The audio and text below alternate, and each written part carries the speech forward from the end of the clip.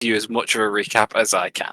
So, where we left off, guys, you have gone to the Feywild to try and steal the Shard Solitaire, and it did not go very well.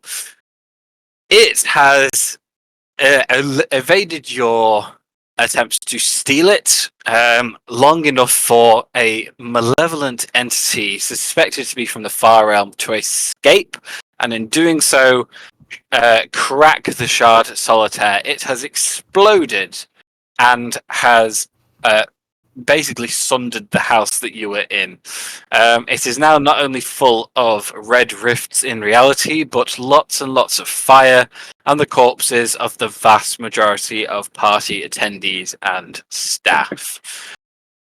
As it's burned, you have saved Sophia from the fire, killed 2 of the hags, and come outside to find the wolves that were attending as security guards dead, as well as your stone animated reindeer that was attacking you. I will note that I tried to drop hints, but no one checked them out, so not too obvious of hints. 2 of these wolves seem to have been killed by stab wounds and stamp wounds from the reindeer, and 2 from slashing. You notice this now as you've come out and regrouped outside the front with Lady Zorhana. A invisible Katherine has been lying in wait for you. They have reached out, struck Tia, and forcefully plane shifted them. You do not know where to. Upon doing so, she has given you an offer. Tell her where the Book of Vile Darkness is, which she suspects that you have had a hand in stealing, or she won't tell you where she sent here. She suspects you have the Book of Vile Darkness because you have read her. You have read communications sent to Linvala. You're the only other people who knew about it besides a very small circle. And all of a sudden, the place where she went to retrieve it is on high alert, and the book is missing. She has a shattered helmet down one side and a burnt arm where evidence of this confrontation that lay in wait for her basically have been. After refusing and trying to delve into her mind to find out where Tia is, she has taken your resistance not too well. She has tried to cast mass suggestion on all of you. It affected about half of you, and there's been a desperate struggle to bring the book to her by half of you and to keep it out of her hands by the other half. We join the battle at a point where she has taken quite a few hits from arrows, a few from spells. I believe Daik, Zorhana, and Tefel are still under the mass suggestion spell and are trying to retrieve the book for Katherine. Ribbip has broken his mass suggestion. Is currently being chased by Daik and Tefel, I believe. Ribbip is currently in possession of the book. And the only other thing to remind you of is that in some of the places around the battlefield, Katherine has been creating these red rifts on command, and everywhere she does, magic does not seem to be working. She's summoned 2 creatures as well to help her. I will throw an image of them up on the screen just for a reminder. One of them being this fellow who you've encountered before, and one of them being something that looks similar in design but very different in its in the way it presents itself. One of those is in a trance, the magical one surrounded by lightning, thanks to Lavender. The other one is approached Hunter, is slashing away at the back of him, and as it's approached, Hunter's armor seems to have deactivated. So on that note, with all that said and done, I have made an insight check for Katherine as her turn is coming up. First things first, at the end of Sophia's turn, she is just going to get out of combat range of Hunter. She is going to use her last legendary action to Misty Step. And we have the map on that. You can. Boop.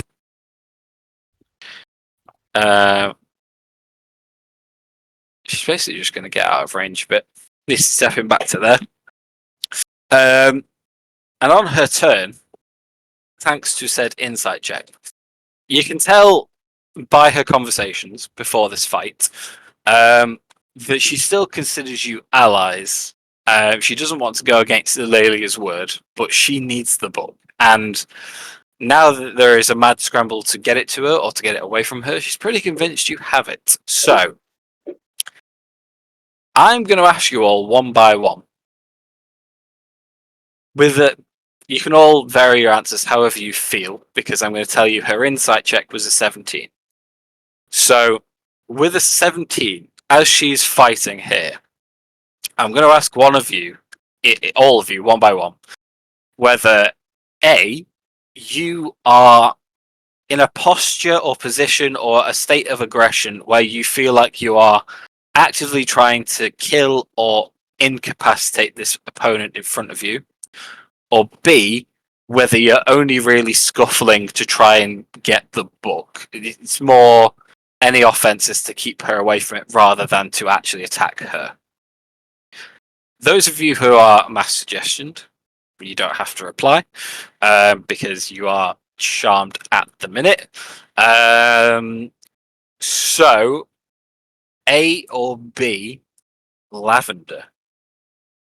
With the 17 on insight, you can determine how you want to answer that question. Is the answer only A or B? Put it into one of the two categories, but you can explain more if you wish. Bear in mind, this is like spur of the moment, like just from what she's gained in the fight right now. She's not putting great thought into it. It's just a feeling that she's getting. I mean, my last action that I recall was casting the Dark Delirium on the other one and then turning to this thing that's attacking Hunter. Mm-hmm. So I would say A, that she is on the offensive because her friends are getting attacked. Okay. But at the same time, she is on the broom flying away. Okay. Yeah. Lila?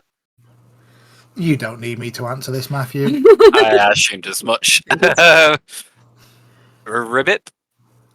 The instant that Ribbit hands over the book and mass suggestion ends, in a fraction of a second, his face is overcome with a look of steel determination as he grabs the book and fucking runs. So definitely B. Okay. And I know Kate's not here, but Eve? I think I can actually answer for Eve because all she did was put arrows into Katherine last time. I think that Eve is smart, and I think that Eve would know that this foe is strong. Mm. So maybe somewhere between the middle. Okay. Keeping the book away is probably their forefront intention. Okay. I would say anyway, but that's just me. Hunter is kind of in the middle as well, I would say. What do you think, Josh? Oh, sorry, I was muted. I would tend to agree. I think currently, I mean, in the last sort of few seconds, Hunter's been extremely preoccupied with the Ribbit situation. So I agree. I think he would be hard to tell either way. Okay. I think he's looking more self-preservation-y at the moment. In that case, Catherine's turn. She's going to appear back where she is, southern end of the map. She sees Ribbit running one way, Teffel and Dayak trying to stop them, trying to retrieve the book.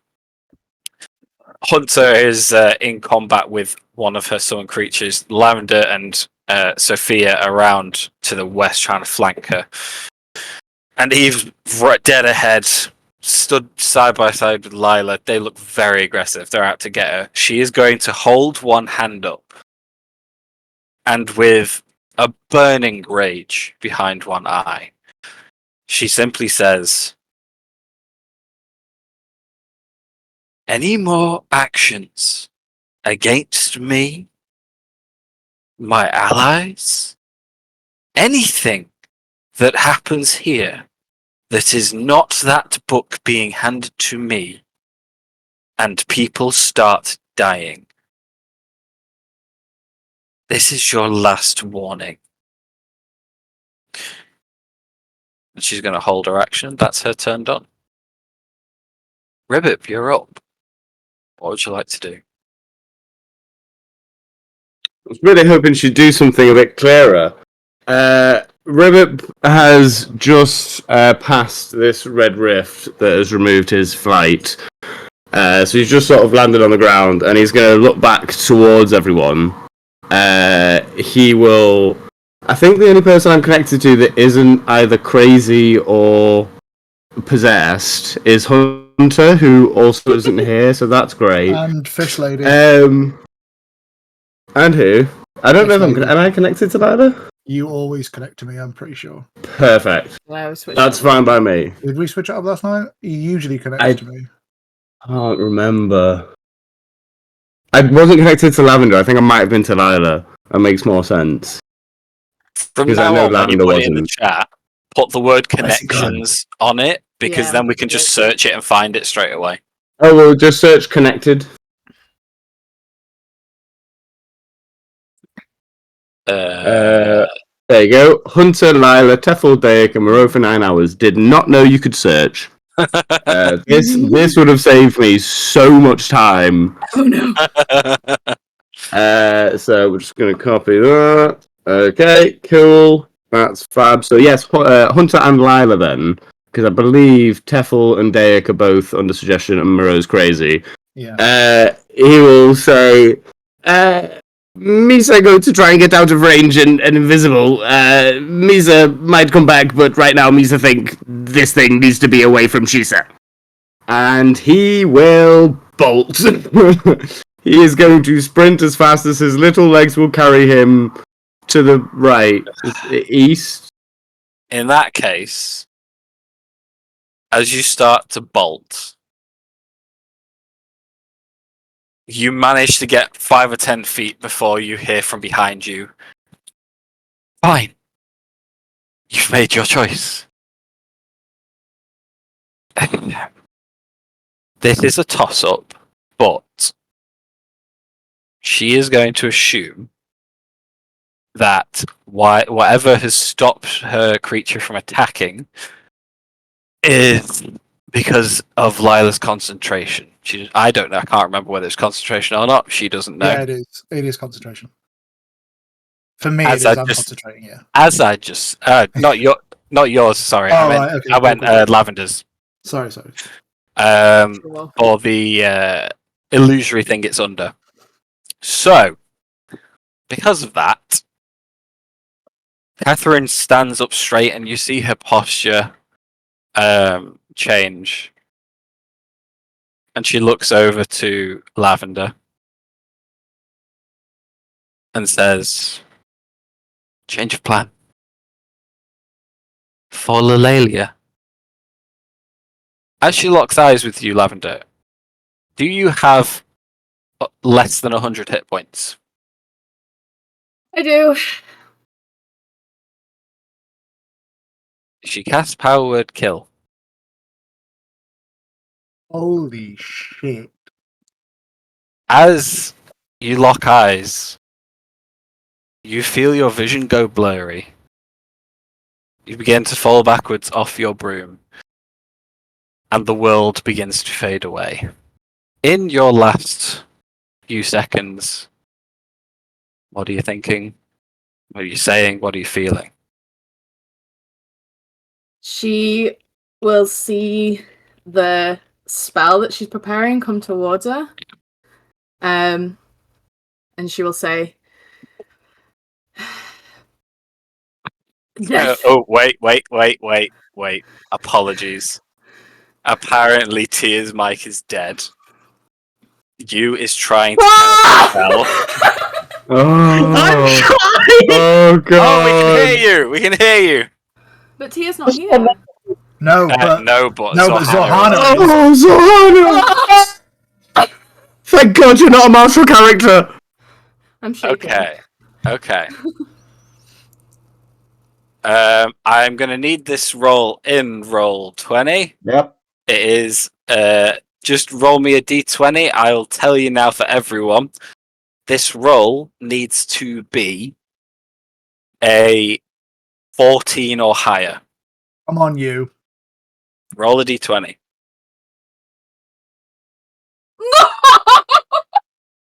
You should not have said that. It's not good for me to roll. Can I throw my inspiration to Zohana? I inherited Eve's I dice. have an inspiration die from last session. It's not how it works. As I was saying, sorry, back to you, Lavender. You see Try. in this blurred vision Zohana attempting to save your life. Yep. And in that split second, she will look back to Katherine and she will cry, "Death becomes me, and I will come back to haunt you." And she will smile and accept her fate. As Lavender hits the deck, the broom clattering down beside her, the smile is still on her face as her eyes are just vacant and she exhales her last breath. Carry on, Ribbit.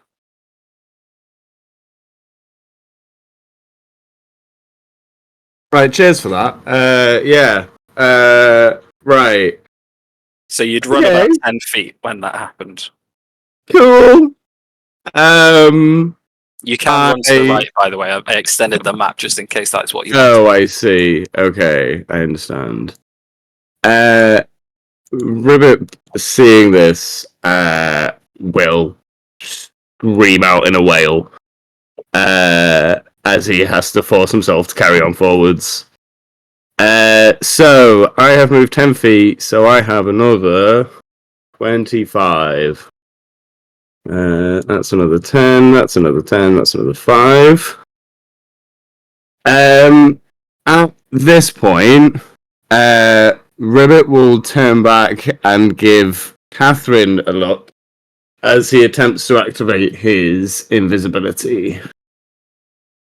She smiles at you and just says, "Oh, so we shall have another." Okay. Yeah, go ahead and activate your invisibility. Yeah, I'm invisible, and I think you try and go invisible, like, as he's like... am I going into a forest here? Not quite, no. This is all like open, pruned, very nice garden area, like outside the front of the palace.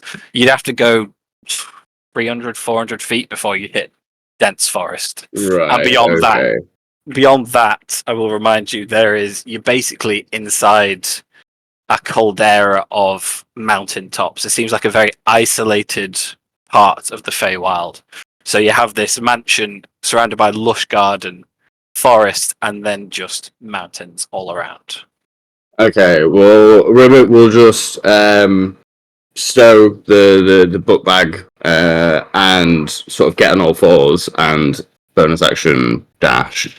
I'm just going to keep going forwards for now. So 10, 20, 30, 35. And that's a me. Okay. Hunter is up. At the start of his turn, he will take 2 points of damage as I rolled a double 1. Thank fuck. Because you can't take many of them, I won't lie to you. Okay. the bleeding doesn't like impair my movement or anything, does it? No. Okay. 2 monsters, big bad. Right, Hunter is going to use his action to disengage because he doesn't have any Misty Steps left, does he? What level is Misty Step, anyone? It's not 1, is it? 2. Okay, cool, fine. You can't do it. He's going to action disengage. 5, 10. Can I just walk through Eve? 15, 20? Yep. Is he 30 feet? Oh no, he's 25 feet. Great. So he's stuck there, I think. 5, 10, 15, 20. Oh no, 25. He can get that far. And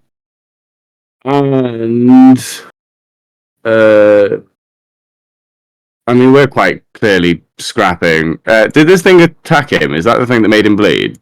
Yes.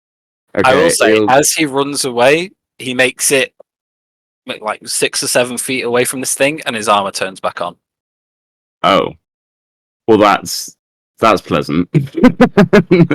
I enjoyed that. He will fling one of his crowns of stars that are floating around his noggin, and I have it up here. It's a ranged spell attack. How do I know what is range? Can I just do an Eldritch Blast and we'll say that's the roll? I didn't even remember him casting that. It just says on his sheet he's got 30 minutes left. In bio and in bio on the first page. 12 out of 18 healing rest, or 12/18 healing rest. 30 minutes left on Crown, and then he's I have a feeling he didn't have any big spells left when he started this fight. Does anyone remember Hunter casting Crown of Stars last time? Well, he also doesn't have it on his. Oh no, he does have it on spells. Yeah. It is, yeah, it is his Arcanum. No, he hasn't cast it yet. No, he used it in the first hag fight in the Feywild. In that case, he will keep running. Because I don't think he can do anything else with a bonus action.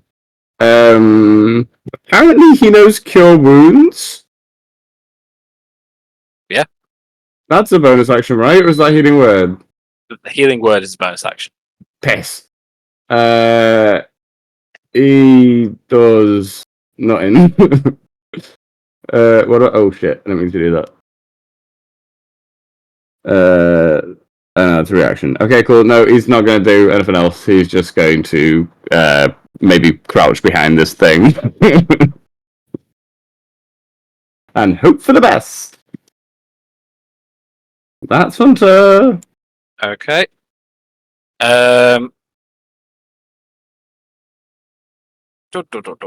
Frankie, if you are there, is this thing still under the illusion?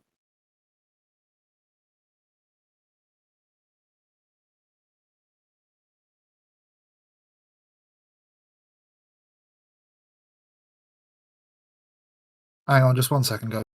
It's alright. I have caused sadness and I feel bad.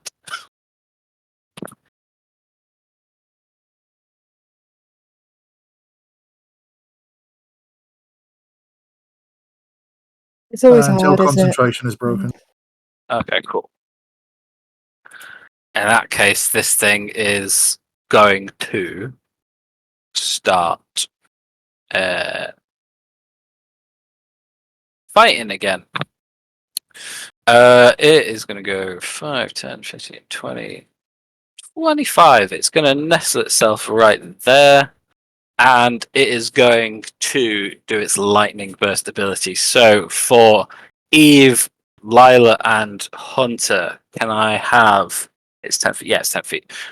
Can I have a dexterity saving throw, please? Did I ready a dodge? I can't remember. I think you did. Yeah. Yeah, because you couldn't hide. Everybody Yeah. gets +3 as well from +3 from me. Also, can I still use reactions while try- suggested? Say that again. Can I use reactions while the mass suggestion?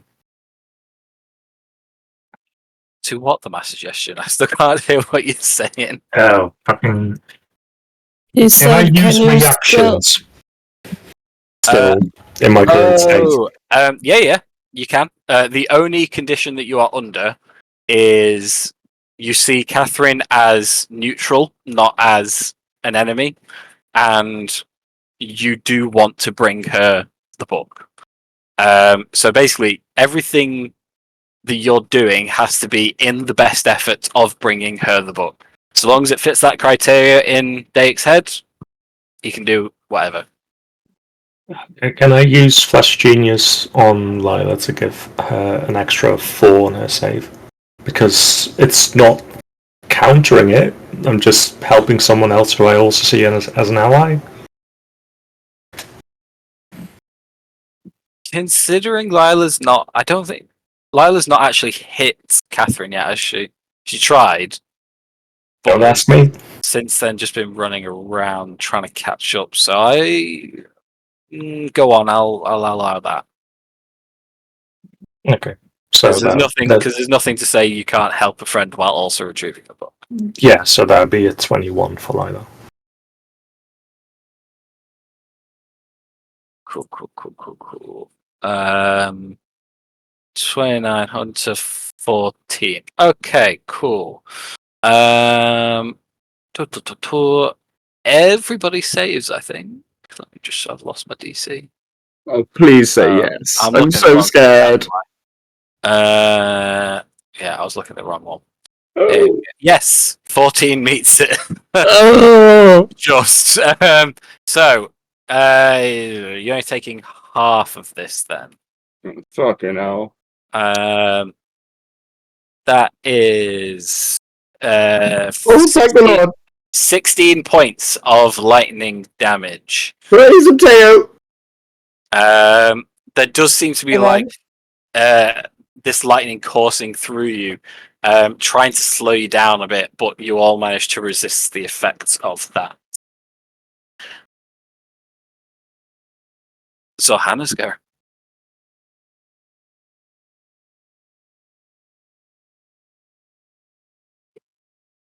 Is your mic functional?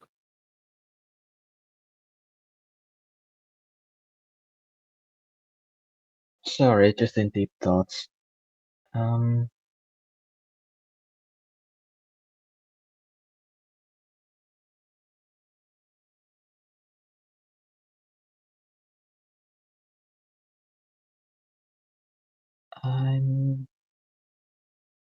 not sure what she would do. She can't get the book. Well, whichever book she's thinking about.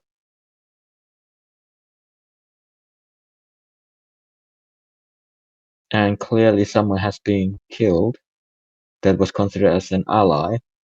Mm-hmm.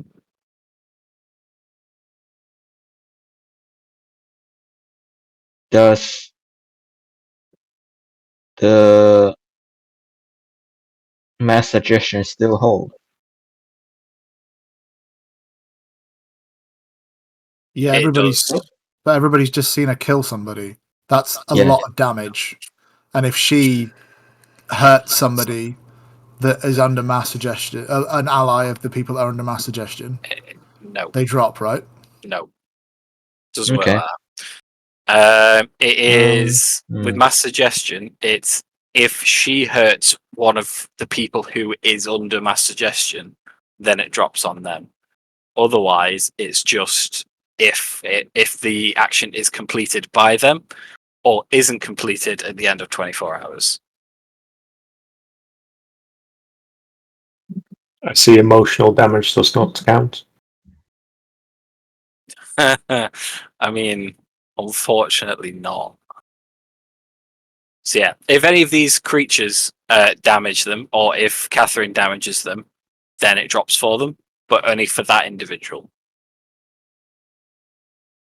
It is a very powerful spell. Is the creature looking any threatening to any of the people or Zohana? If not, then no, she'll just stay there. This one's just done an AoE attack that's just out of range of Zohana, so you would clearly see that it is a danger, but a danger to you, you're charmed, so unless you're actually getting hurt by it, you'd assume No. not. Then no, she'll just stay there. I apologise. Moreau is still catatonic. Daik, you're up. Lila, you're on deck. How dark is it outside?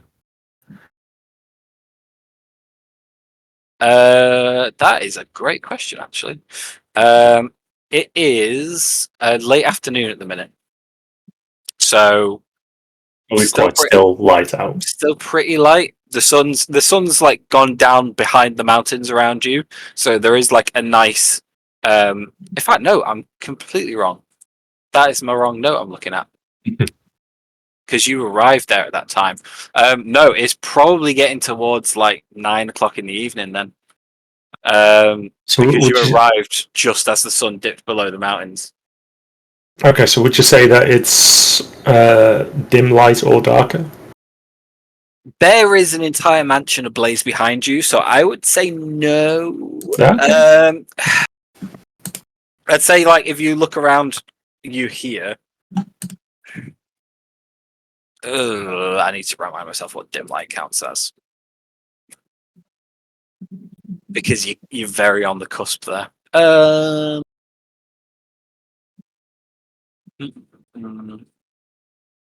That's good. Also called shadows, creates slightly obscured area. I would say, because you're kind of in the middle, I would count it as dim light, but not enough to be lightly obscured, despite the fact that breaks the definition of it. Because it's not dark enough for anyone to be able to like hide in the darkness. You can still see perfectly clearly. Okay, But it's getting on the dim side, yeah, because away from the burning building. because Cloak of the Bat requires me to be in dim light or darkness in order to polymorph into a bat. Okay. So if you think that would work, or if I need to move up further away first, I'd say you'd probably have to move a little bit further away from the mansion. okay. But yeah, let's say it will work. Because I would know a general direction of where Ribbit was running. Oh, you can still see him perfectly. This area is completely flat, ornate plants and grassland and nice lawns and stuff. I thought to use invisible. I am invisible though. Yeah. Oh, besides that, yes. With that, yeah, no, you can't see him. You might be able to see my feet if you're observant enough. My footprints. I'm not very, so I'm gonna count on a general direction of away from bitch tits down there. So I'd run away, polymorph into the bats, and then fly the remaining thing. And being a bat, I would be able to use echolocation on invisible things. I don't know. What's the bat stat block say? That's 6. Well typed, Thomas. It does have blind sight for 50 feet. Holy shit. As if Daik's my counter. What the hell? Oh yeah. Also, shit, I didn't know you had polymorph. Oh wait, that's level 4 spell, isn't it? It's a level spell, but it's tied to the cloak, so it's a cast and not spell slot. That is true. Once per long rest. So it is a spell, yes, but it's not going to cost me a spell slot. No, that's not what I was thinking. Okay. I haven't ever thought of that yet. Screw it, magic is magic, even if it's cast through the thing. Can you roll me a D100, please? I thought it was for level 5s. It was. You bastard. It has changed. No one told me. I think everyone only found out or began to realise last session or the session before or something. 62. 62 is fine. Carry on. And then I think I have 40 feet of flying, or 20 feet of flying left. So there. So. Cool. And that would be my turn. Lila, you're up. Eve is on deck.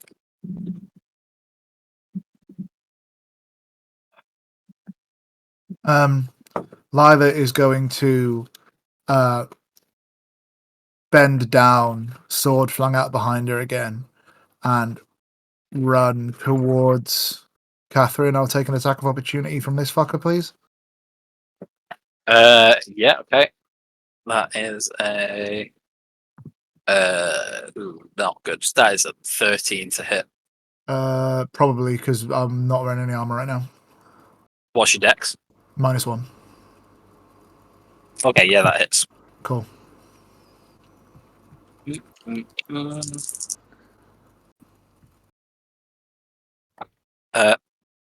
Oh, fuck. Oh no, thank God for that. Okay.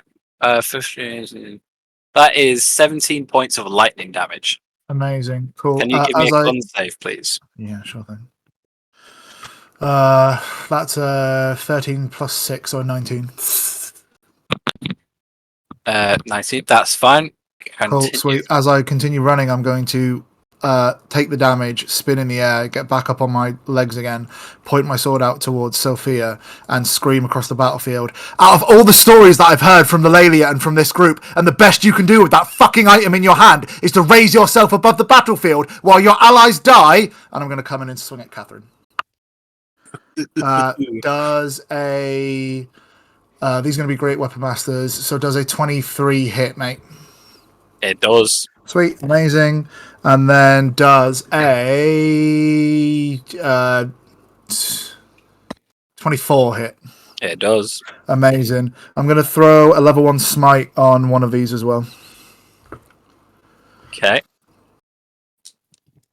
So that is 12 plus 5, 17 plus 10. 27 on the first hit, and then the smite's going to go off. So currently 27 plus... Oh, bastard.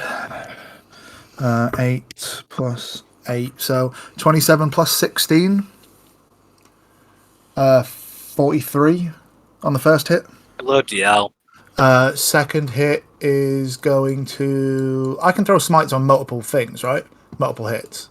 It's not casting a spell. Amazing, sweet. It might be once per... I don't think it When you hit with a specifies. melee attack, right? And I get 2 attacks, right? I'm pretty sure it doesn't specify per turn. When you I hit a creature don't with a melee know. weapon attack, you can expend 1 spell slot to deal radiant damage to the target in addition to the weapon's damage. Is that it? When you hit a creature with a melee weapon attack, you can Go expend for it. 1 spell slot. Amazing. Yeah! This is why I want to do the Warlock Paladin. That's the last of my fucking spell slots. I'm going to have to use my sorcery points. It's a 5 plus a 6, so that's 11, 16. So 26 on the first hit with the weapon, and then the radiant damage is going to be 26 plus 13, so 39 on the second hit. Oh wait, I've got Hunter's Mark on her as well, so I'm going to deal extra damage to both of those as well, Matthew. That's going to be an extra. Save for me first, then, because you did take lightning damage. Cool. Where's my d20 gone? There it is. I take it that a 17 is fine. 11 plus 6. Cool. So that's going to be an extra 6 and an extra 2, so an extra 8 points of damage on top of all of that, please, Matthew. And on the second hit, as the second one hits, I want to take the sword, swing it around, and jab it into the part of a broken helm. And as the blade goes in and cracks off part of the helmet, I'm going to lean in real close and go, "Mother is going to be so disappointed when I send your head back in a box." Fucking get her. Yeah! I am shocked at how much damage you have just dealt. As you approach, Great and you weapon start master plus swinging, smite plus a great sword, mate. 2-handed weapon. As you start swinging, Life. I cannot believe this because I did not see this happening. As you start swinging, she's also taken aback by the fury behind your swings, and it completely takes her by surprise. One hit straight to the gut. The second one, as you say, coming down towards her helm. Yeah. How do you want to do this? Yep. Blade is going to go into the side of the fucking helmet through the crack, and and the last thing that she's going to hear is Lila's face come up and go, "You're a failure, and Mother is going to be so disappointed when I bring your head back to her." Oh, You don't fuck with my woman. As these last words are heard by Katherine, and she drops just shocked look on her face, as there is on mine, because oh my god, I thought she was fine. Like, the two avatars that she summoned turn to dust, and silence befalls the battlefield as an honored saint dies, which Matt did not have on his cards today. You guys are out of initiative. And I Those of assume you who are Justin? mass suggested, it drops, Thank God. Oh, finally. as it can no longer be completed because the individual who you all need to bring a book to is dead. Quick, to Lavender. Anyone have resurrection spell? Eve just starts shaking her, and she's got tears in her eyes.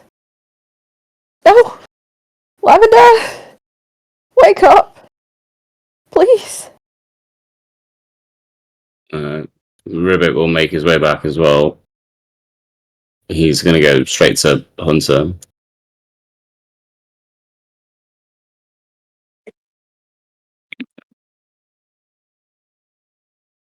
Neville, could you do anything? At all? Tefl, drops to their knees. I don't have my gift anymore.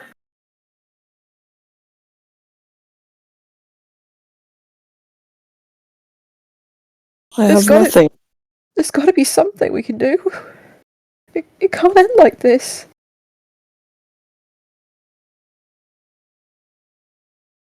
I'm nothing without that gift. That's not true. You say Anyone else have something?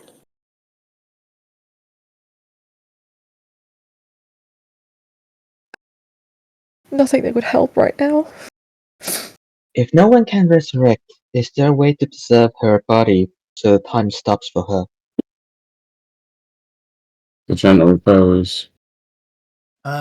Lila, not really knowing what it was that Katherine cast, is going to, as a bonus action, use 2 sorcery points to gain a level 1 spell slot back and attempt to cure wounds on Lavender. It's not going to work. I know, but Okay. Lila doesn't know anything else. I don't have any resurrection. The waves of magical energy wash over Lavender. We need tears. They look lovely. A sparkling, shimmering glow surrounding your fallen friend, but as the spell fades, there's still no signs of life. Tears in her eyes, Lila's going to point her sword that is still dripping with Catherine's blood and brain membrane at Sophia and go, "Surely you can do fucking something useful, right?" My powers don't stretch this far. I'm sorry. I don't know. I've not done anything like this before.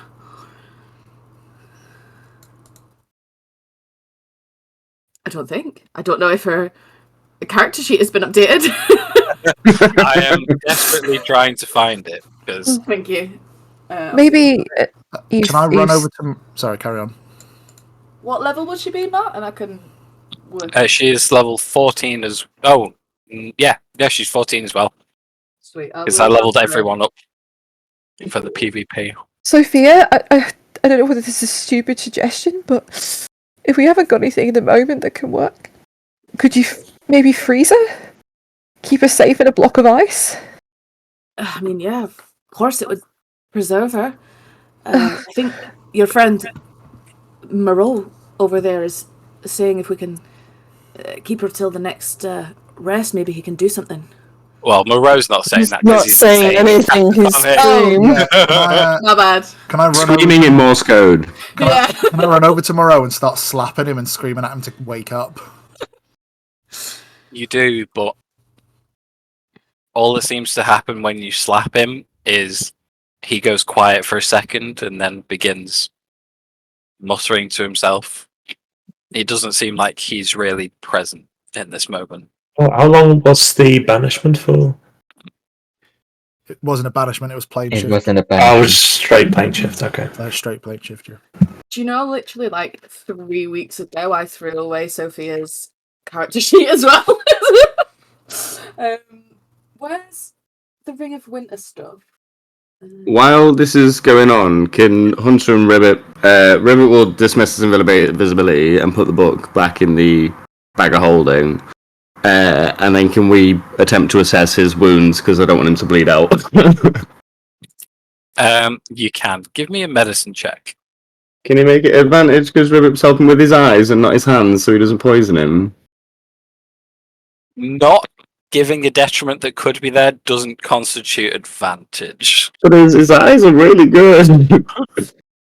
Medicine. Where's medicine? Here you go. Here's the Ring of Winter. Oh, it's not that. I've got it. I've got it. 6. Okay. Can Hunter take another Oh no, I don't think he can. 15 points of He drops to the floor. Oh no! He drops to the floor. Ribbit is screaming inconsolably. Someone help Sam, please! Hearing the thump, Eva's gonna run over to what looks like an unconscious Hunter, take one look at Ribbit, shake her head, and cast Cure Wounds. For how much? Not a hell of a lot, because I've only got like... Oh, to be fair, I've got like quite a few second level spell slots, but no third level or anything. Oh no, I do have a third level, actually. I'll do it at third level. Okay. Oh. For 17 healing. I'll do. Okay. You're right, mate. You look a bit rough. Do you need any more? I'm not great, but I think it'll do for now. I think we should gather ourselves first. It's alright. I could spare it. I'll do one more at second level. For another, you can have another 7. Thank you. I want to start going through Catherine's shit. If she's got anything on her to help. Sophia will use the icy Bigby's hand, and she will just kind of like scoop up Lavender's body with the hand and start to parade is the wrong word. What am I looking for? Just kind of move her towards the rest of the group solemnly.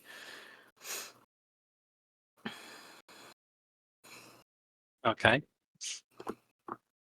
I am trying to pull through. I am trying to pull through Sophia at the minute. Just let me do stuff with that. The Cure Wounds does stop Hunter's bleeding, thankfully. The rifts on the battlefield stay the same. Lavender's body is getting cold. What are you all doing? I'm rifling through. Oh, Catherine's that's shit. it. She's Yeah, got anything to help her. investigation check, please. What's that?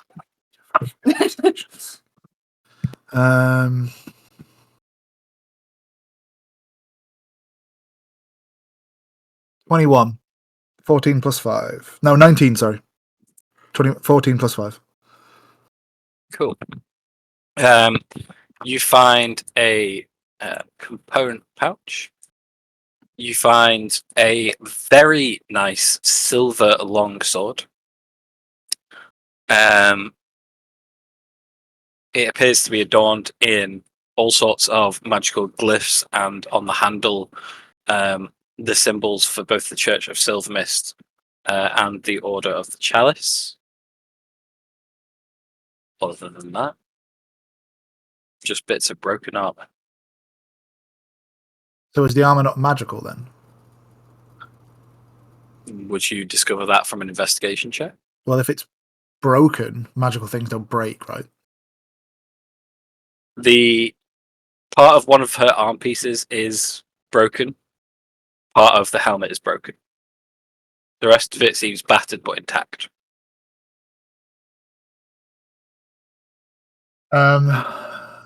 I will turn around to Hunter and Daik and ask if either of them can identify what this is, what it does, and if it can help right now. I can have a look at it.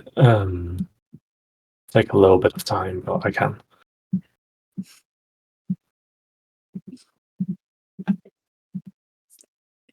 Are you Okay. ritual casting identifier?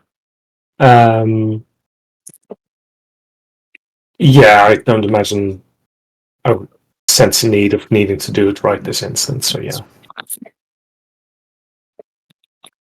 Okay. For the sake of brevity, you're doing it on the armor. I'll do it on whatever he wants me or she wants me to identify. Yeah, on the armor. Yeah, the armor then. Yeah, the chest piece is magical. It is a +1 breastplate. It does have the ability to cast Misty Step through it.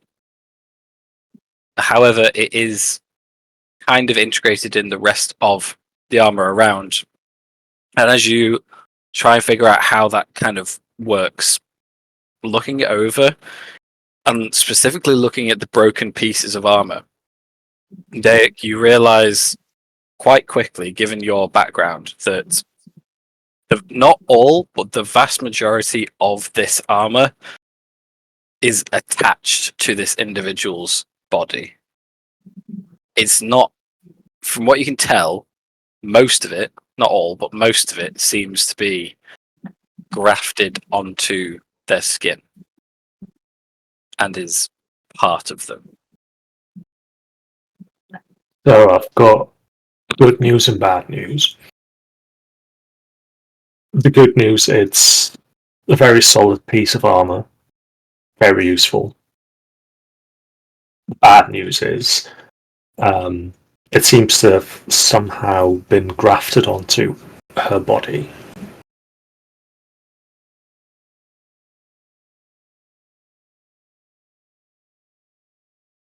Ways to undo this, I don't know. We could think about maybe scorching the body. But simply removing it is not an option. Okay. Can you see if the sword can at least bring her back? If it's got something to do with the Lalia and her current situation, it might be able to help us bring back Lavender. And Lila is going to grab Catherine's fucking ankle with one hand and start dragging her corpse towards the blazing inferno. Beg will then identify the sword. Okay. You identify that the sword is called Silver's Wrath. It is a magical longsword, and it has the ability to, as a bonus, it's a melee and a ranged weapon. So, like a dagger, you can throw it. It's perfectly balanced to do so.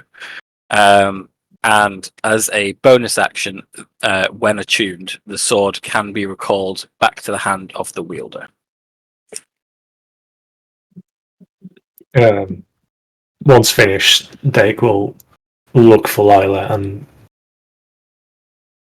and explain this. It is a +1 sword as well, sorry. Yeah. It's a fine sword, but it will not do what you're looking for it to do. Matt, I have a Yes. question. Yes. If the so-spoken familiar is not in the same plane of existence, I don't think, but just wanted to ask, are they able to cast spell through them?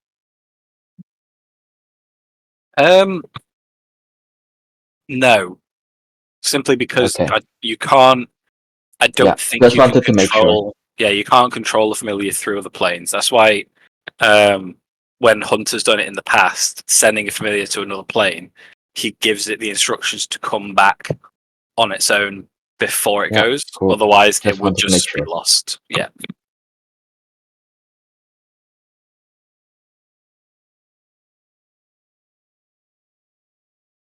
This is now on fire, Matthew. Is Catherine's corpse in there? Yeah. Yeah. Okay. Catherine burns and Lavender freezes. Hunter seems okay for now. You are still down another party member, with Tia being absent, and you are down another party member with Moreau being insane. What would you like to do? I think we need to prioritize Tia at this point. I know the armor might be attractive at the moment, but Can we should put put our communicate heads with Tia? together. I couldn't give a shit about the armor. You, and I'll point at Zohana. Do you know? Can you tell where they sent Tia? Oh, I do. What was your investigation check? Sorry, it was like 19, wasn't it? Yeah. Okay. With that, I will say, because you were rifling through everything, in the top of the components pouch, you will have seen a tuning fork in there as well. Amazing. Well then, with the component pouch that I would have taken, I will bring out the tuning fork and say, "Can anybody tell where this goes?" Can I? Can Hunter? Can we? Ribbit definitely can. With Arcana check or something? Give me an Arcana check. You can make it an advantage because Hunter's helping. Cool. Okay. Well, that's first one's natural 20, so... Do it again, you might get 2. Go on, after Beat 20! the odds. Beat the odds. No. With an actual 20, you can tell instantly where this leads. Where this is tuned to, sorry. Looking over it, it does seem like a normal tuning fork from, a distance if you're not really paying attention to it. As you look close, you can see sketched in all around the tuning fork there are little drawings, one by one, all interlocking with each other, all symbols of cogs. The tuning fork itself is like a brassy colour mixed with a few dashes of silver. You can tell straight away that this is probably tuned to the plane of Mechanus. I was scared you're going to say that. The plane of fucking what? The plane of You might Mechanus. like it there. That's true. Resources she could use. But I I still somehow want to feel like... get her back. Me too, but I somehow feel like getting into hell was easier than getting into that plane. The worst part about knowing a bit about D&D is in my own campaign finding things that I know nothing about. And I'm like, what is that? Why am I so scared of it? Oh man, okay. Well, Ribbit's shaken. Ribbit has had several panic attacks in the last 30 seconds. There's lots of squelching and hopping around and biting nails that don't exist. Does anyone else need some help with their health failing or not? Whilst we're still here and trying to figure out something on how to get to Tia. Or Tia back to us. Well, I'm Hunter can hurt, plane but shift, right? bad. I have the amulet, but unfortunately it's broken, so it could send us pretty much anywhere.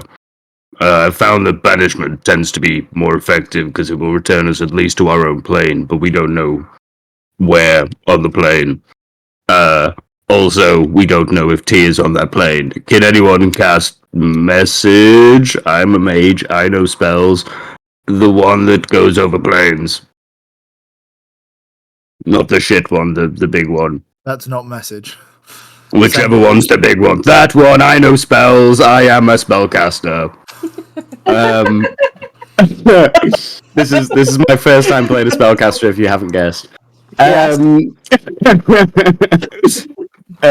because I can't do that, but that would at least enable us to find out where Tia is. Maybe if they respond. Oh god, now I'm scared they won't respond. I think we need to ask Tia, is what I'm saying. Wait. Where's Hunter's book? How do I know who's written in Hunter's book? Is Tia in Hunter's book? Hunter's book would count as the sending spell. I can't remember. What's sake, Jack? Of all the things you could have written on your sheet. Chewie is in there.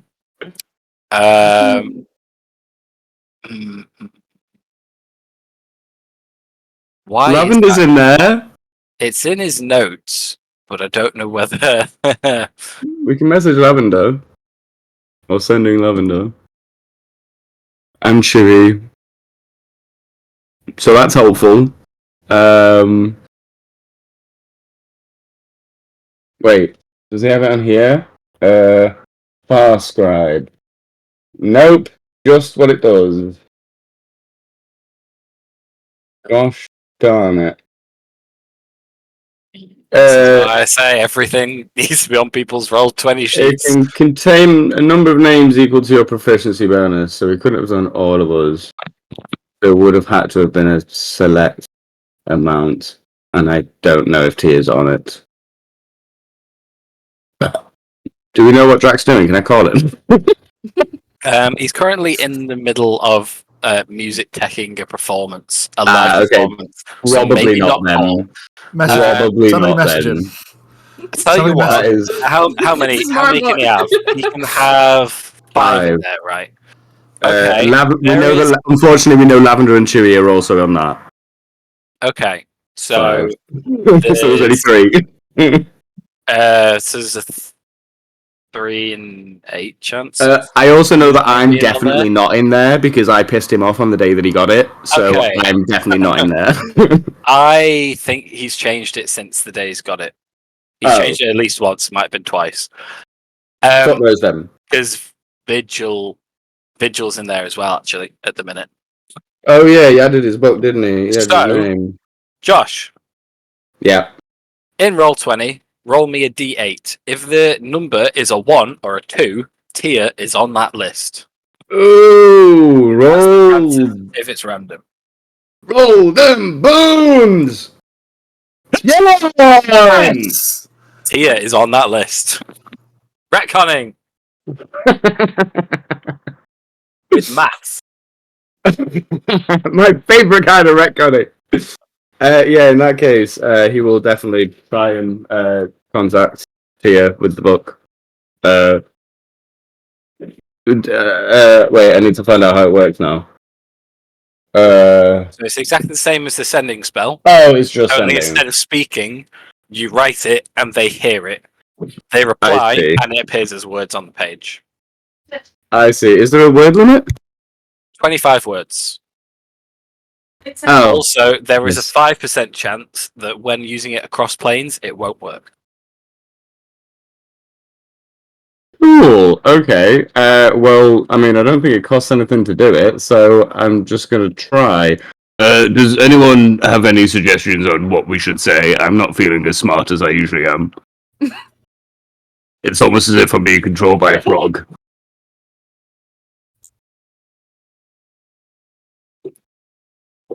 I mean, I could just say, "What plane are you on, Tia?"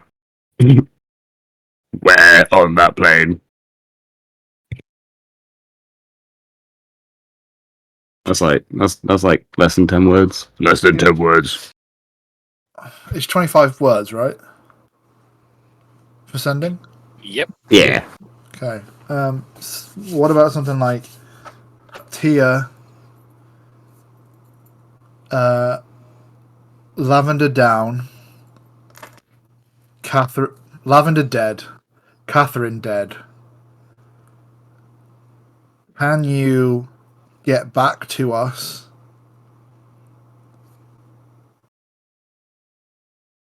Are you on the plane of Mechanus? And then there are 7 words left. Please say no. Don't We eat all love the food you! immediately. We need you. Please come back now. That's 25. You could respond to this message. Yeah, Hunter will recite that through the book. Do I need to roll a d20 or d100? Nope. I'm rolling that Oh, I see. because you don't know whether it's succeeded or not. Oh, Just that's either fun. Get a reply or you won't get a reply. Fun. That's not terrifying at all.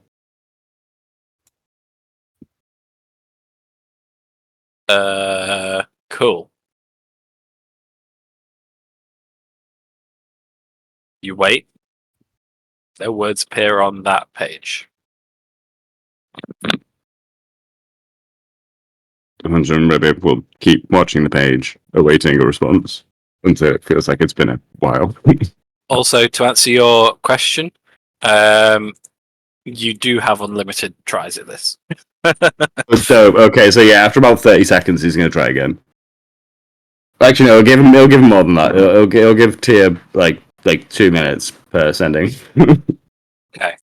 On the second one, words begin to appear on the page. Woo! Tia, what is your response? Also, yes, I rolled a 3 for the first one. Woo!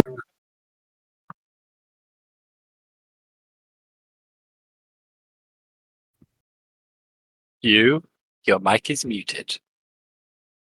Just hold on a minute. It takes time. It takes time to process. Hang on. So, for context, so you know what to reply, Tia. From your perspective, you have stepped outside the front of this mansion on fire, and you've seen something moving in your peripheral vision. A hand has reached out to you, and magic has become pulsating through your body.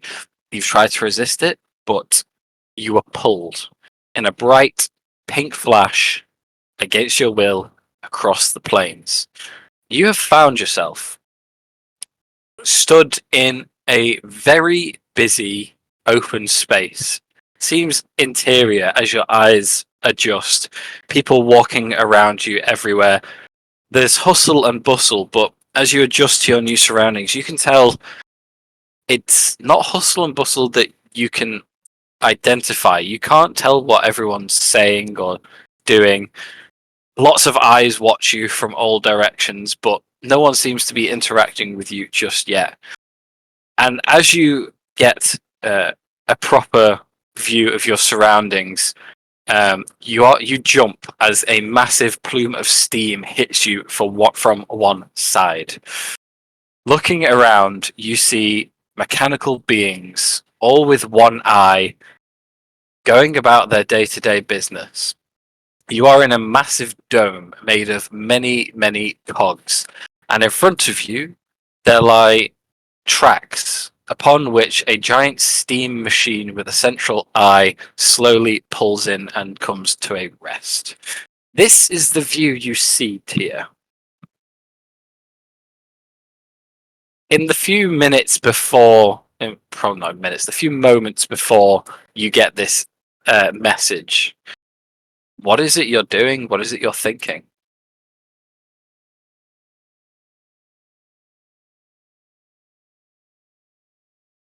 This place is amazing. Don't ever let me leave again.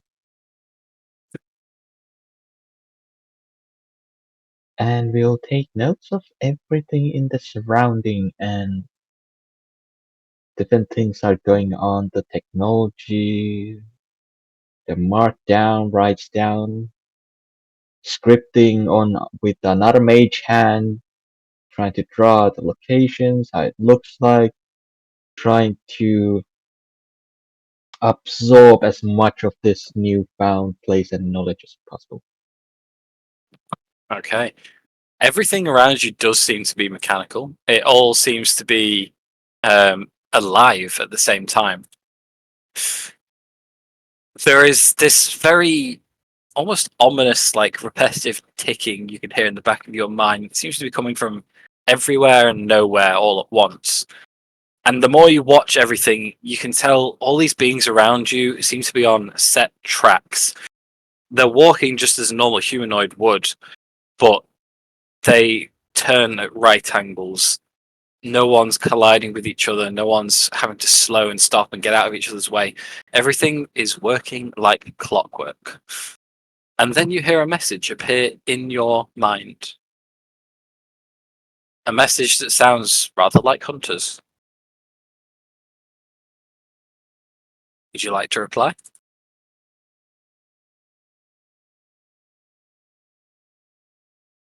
I'm just writing.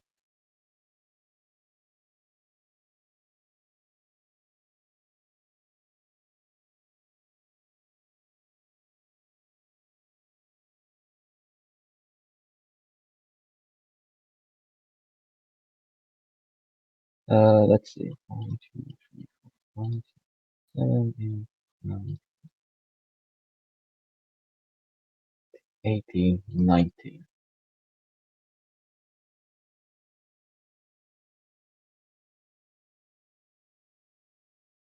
Tia doesn't know. She will try. Tia replies, and the words appear on the page. Yes, Mechanus, Cube dead, sad face. Sadness, I need to come back. Not Lavender, seek help, anyone. I cast Revivify. Hunter says that. He reads it out as it appears on the page.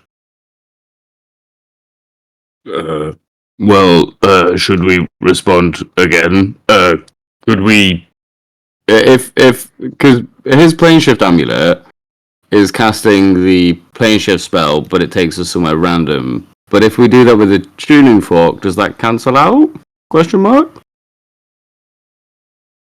He has never attempted it with a tuning fork, so he wouldn't know. But the amulet itself doesn't necessitate a tuning fork to use. So whether you could incorporate that or not, it's kind of an unknown. Does a tuning fork work, guys? I don't understand magic. I can only stab things. Please, someone help. I don't know, but I'd like to just see you figure it out. Like I say, it's possible. We could maybe use the tuning fork with the amulet to take us all to Tia. I don't know how many people it works for. I think it's enough. I didn't expect this to happen. Give me an Arcana check on Hunter's behalf, Josh. Can I assist him because of training? Go for it. Thank you. Is that advantage? Yep. Boop. Nice. Okay. What'd you do? The answer is still an unknown. However, with a tuning fork present, there's always a chance it could help to try and focus the broken magic of this amulet. However, it is a long shot. There is no guarantee. It isn't something either of you have heard of being done before. It might fall flat on its face. It might not. Does Hunter know what a tuning fork is / does? Because Josh doesn't. So to cast, yes, Hunter would know to cast plane shift, to target a specific plane, you need to have a tuning fork attuned to the plane itself. Right. I see. Okay, we What need did- to. We should send a message to Tia that that if they're ask them if they're safe, and if they are safe, can they be safe for 24 hours? Because we can't take Moreau in this state. We can't take Lavender in this state. We still need to talk. We still need to find out why the Lelia wants her, and she'll point at Zohana. We have so many things that we need to try and figure out, and I feel like Moreau would be useful to have the answers here. And I don't know what he can do, but he can do a lot of things that I haven't seen people be able to do before. So maybe he can bring Lavender back.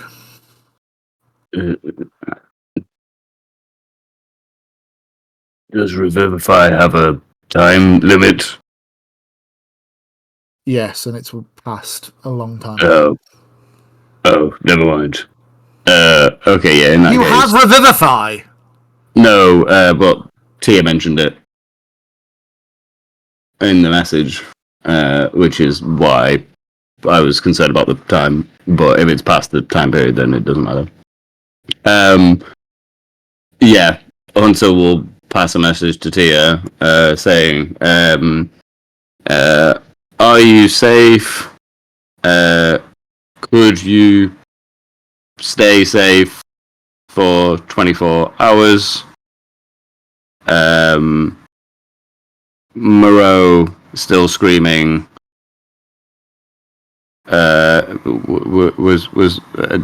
We've got, I think, 12 more characters, words.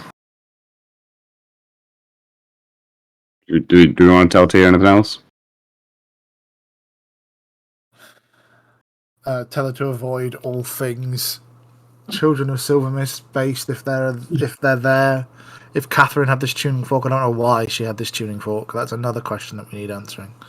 Yeah, I guess. Katherine had shooting fork for Mechanus. Avoid Silver Mist. We love you. Kiss. Hunter wouldn't say kiss. Another word.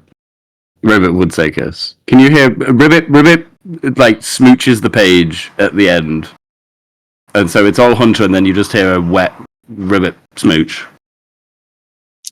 Go ahead and respond if you wish to.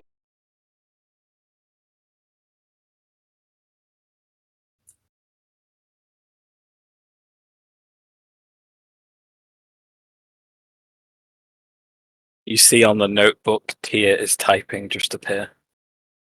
3 dots. Yeah.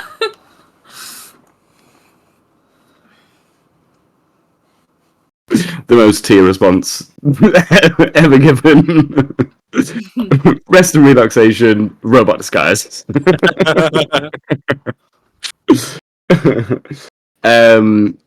Hunter will respond again, just saying, I will try to cast sending every few hours to check on you. And again, we'll keep doing that until he gets a response. Okay. In that case, we will have our 5-minute break here. You guys have a think about the order in which you want to do things and what you want to spend these 24 hours doing. And Tia, they've said they'll, keep yourself safe for 24 hours. What basically you come up in this 5 minutes we have a break. What is Tia doing in the 24 hours that she is going to be in Mechanus? Oh boy, oh boy, oh boy. See you in 5 minutes, guys. Oh my god, see you in 5. B5.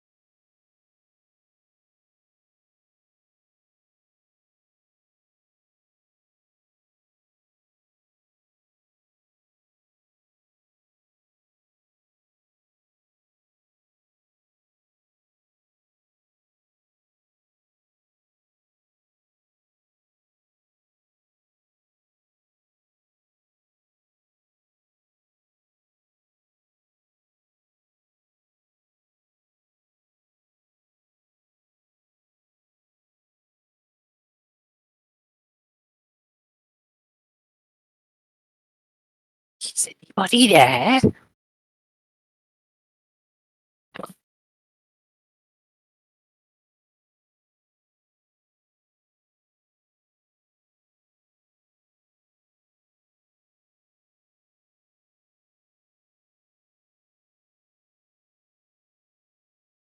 Bring your second back.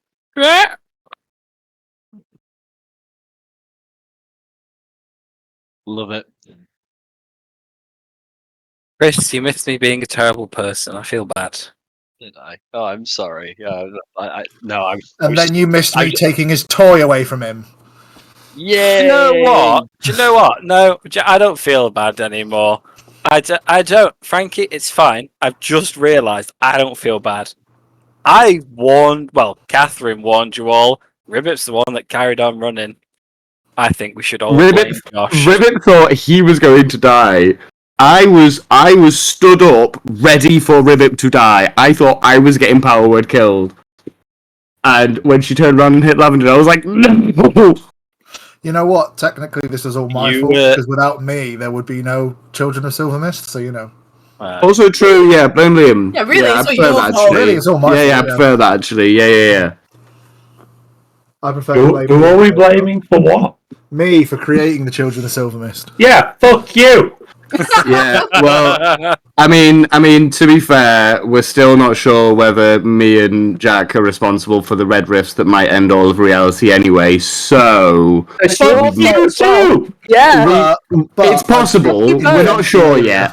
But I did invent the Lalia, so, you know. Fuck you, I think we can all most. agree it's all of our faults. Yeah, I think we can all agree. I that think it's all our I'm fault. the victim here.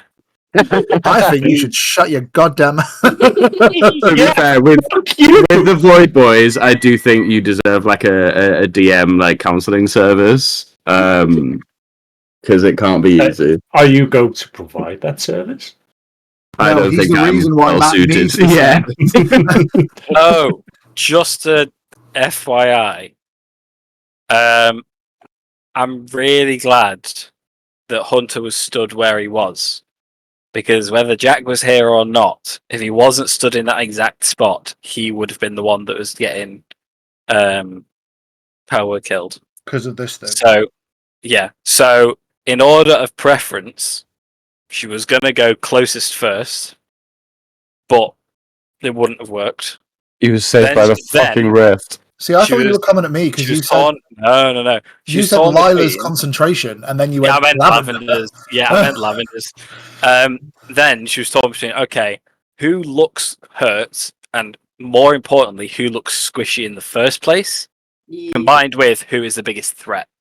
So at that point, it was tied between Eve and Lavender because they look squishy, and they seemed at that point the biggest threats, especially Eve because of the damage from the bow. So it was gonna be Eve. Apart from if she's choosing to start fighting, she needs her minions back, which means she needs Lavender to stop concentrating, which means that turns out it's Lavender. Bye bye. Mate, I was so sure she'd prioritize the book. I was so sure she was just going to shoot me and run. Which she couldn't. For a start, she couldn't guarantee it would kill you, and second of all, because you're running away, you would have been running out of her range at some point during that reaction.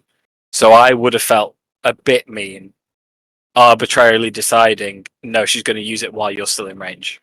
Yeah, I also thought the trigger was going to be the first person to act, which was another thing that I was... No. I was like, oh god, Ribbon's going to die. Yep, he's just going to get one bombed. I'm going to get level 10 spells. She was trying to send a message. You know what? So- Lavender loves death. There's a spell for that. You don't need to kill someone to pass a message. So What's that, mate? Come on, please. I'll go with the prime. Well, you're not even the prime seal. The Feywild party first. You've just had this communication with Tia. You've told her to be safe in Mechanus for 24 hours. That's the point. Chris, what are you caught up on? Nothing. I had like no Cool. chance to do anything this week. It's been So- insane. Just a brief wrap up. Are you aware that the house detonated? Yes, I knew that. Cool. I was Everything's on aware of fire, people everything running. up until Catherine arrived, and then I think we all agreed not to give her the book. Yes. And then I got back in the car with my takeaway, and then got to the house, and then I was Okay. like, I have to go now. As you went, we're rolling initiative. And then I just saw message after message going, this is going badly, this is going badly. Something about a terrace. And yeah, then the next thing I know, everyone seemed really sad in the messages as I was stressing to get my headphones on and almost screaming at my child to go to fucking sleep, go to fucking sleep, go to fucking sleep. I need to get So yes, Tia was, as a way of making you guys tell her where the book is to give her the book, sent plane shifted against her will to Mechanus. This has just been discovered. That's where she is via Hunter's messaging capability via his book. The fight started off. Katherine basically created a bunch of anti-magic fields around the place. Was messing a few people up with some avatars she spawned in, but essentially was trying to get the book. Was still a bit on the fence about full-on fighting you because you're all meant to be on the same side. But she, at that point, knew you had the book. Ribbip had made the decision to, despite a warning of, if you don't give me the book right now, if you act against me again, some people are going to start dying. Ribbip carried on running. Lavender got power word killed. That's the one. This sent Lila into a range who, despite Mr. DM thinking, she might kill them all, she might run away. You know, you haven't seen the last of Katherine. Either way, Liam got very angry and used everything in 2 swings and melted her. How much did I do in the end? Because I'm not going to lie, it was a bit of a rage and I wasn't keeping track of numbers. It was getting towards the 80s or 90s, I think. I think it was 80 something. so as a DM, you got to witness the Meridia Lila Nova. Yes, I did. Yeah, I've had that. It was just level 1. I'm just going to say it was level 1 smites. It wasn't level 5 smites. This is the thing. I was like, they've been through a lot while they've been in the Feywild. They've not long rested. What could they possibly do? Turns out, enough. So she's dead. She's currently burning in what is left of the mansion. Tia is in Mechanus with no way back because the cube's not recharged. And Lavender is dead. No one is charmed anymore. Moreau is still insane. The anti-magic fields have dropped by this point, though the rifts that were created are still there and scattered about this lawn area. What is it you guys are doing? Can I just input one last thing that I forgot I had planned to say if Lavender was ever going to die? Yeah. So as she's like laid in the frozen hand, you will notice that Lavender's features, as she kind of smiles in death, seem a lot softer than she presents to you guys on a daily basis. You will notice more scars on her face, kind of more pockmarks. Her hair is a little more grey than normal. And it is just basically a case of her consistently casting disguise self at any opportunity. That it's only when you notice in death these kind of things that she tries to cover and change to make herself seem more sharp, whereas in death you just kind of see all of these like imperfections and all of these injuries, kind of a mark of the life that she's lived. Yeah.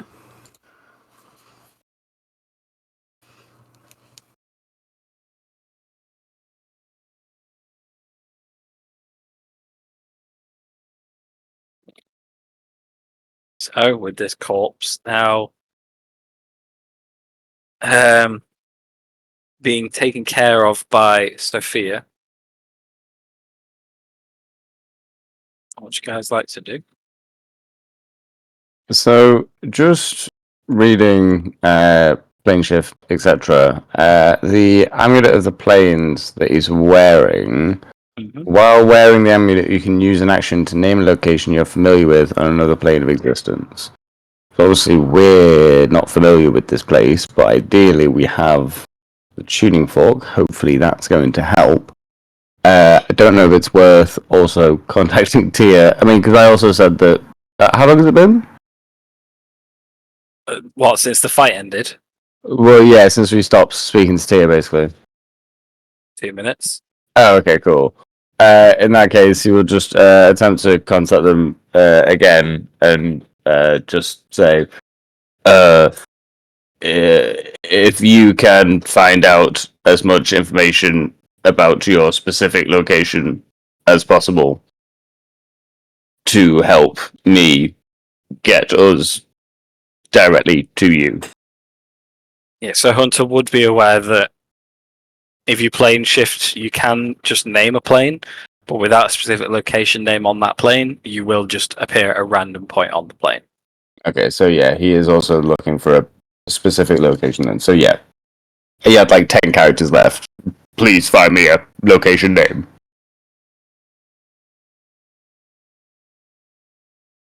Because otherwise it won't work.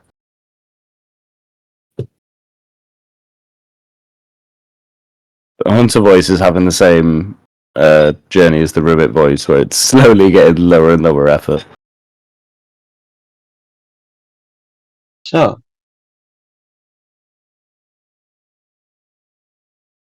instead of a name, while she's trying to go find one, can she send back a sketch of the place? No. It doesn't work like that. What if she thinks in ASCII characters and does one of them ASCII pictures like you do in YouTube comments? It does not work like that. You do have to speak at the other right. end. So, as What if I far just nail a as potato and a note? as far as Tia's experience of this, it is just the sending spell, or it's the message spell. Sorry, it's just from Hunter's end. The messages are sent out and received as text on the page.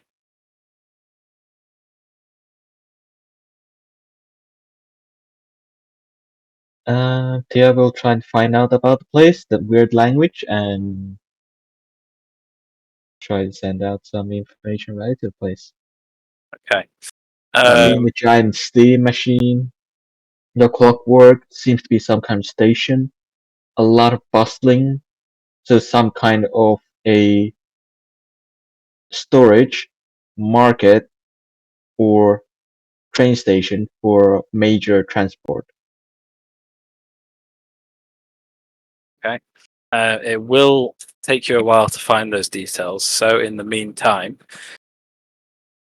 Feywild people, what are you doing?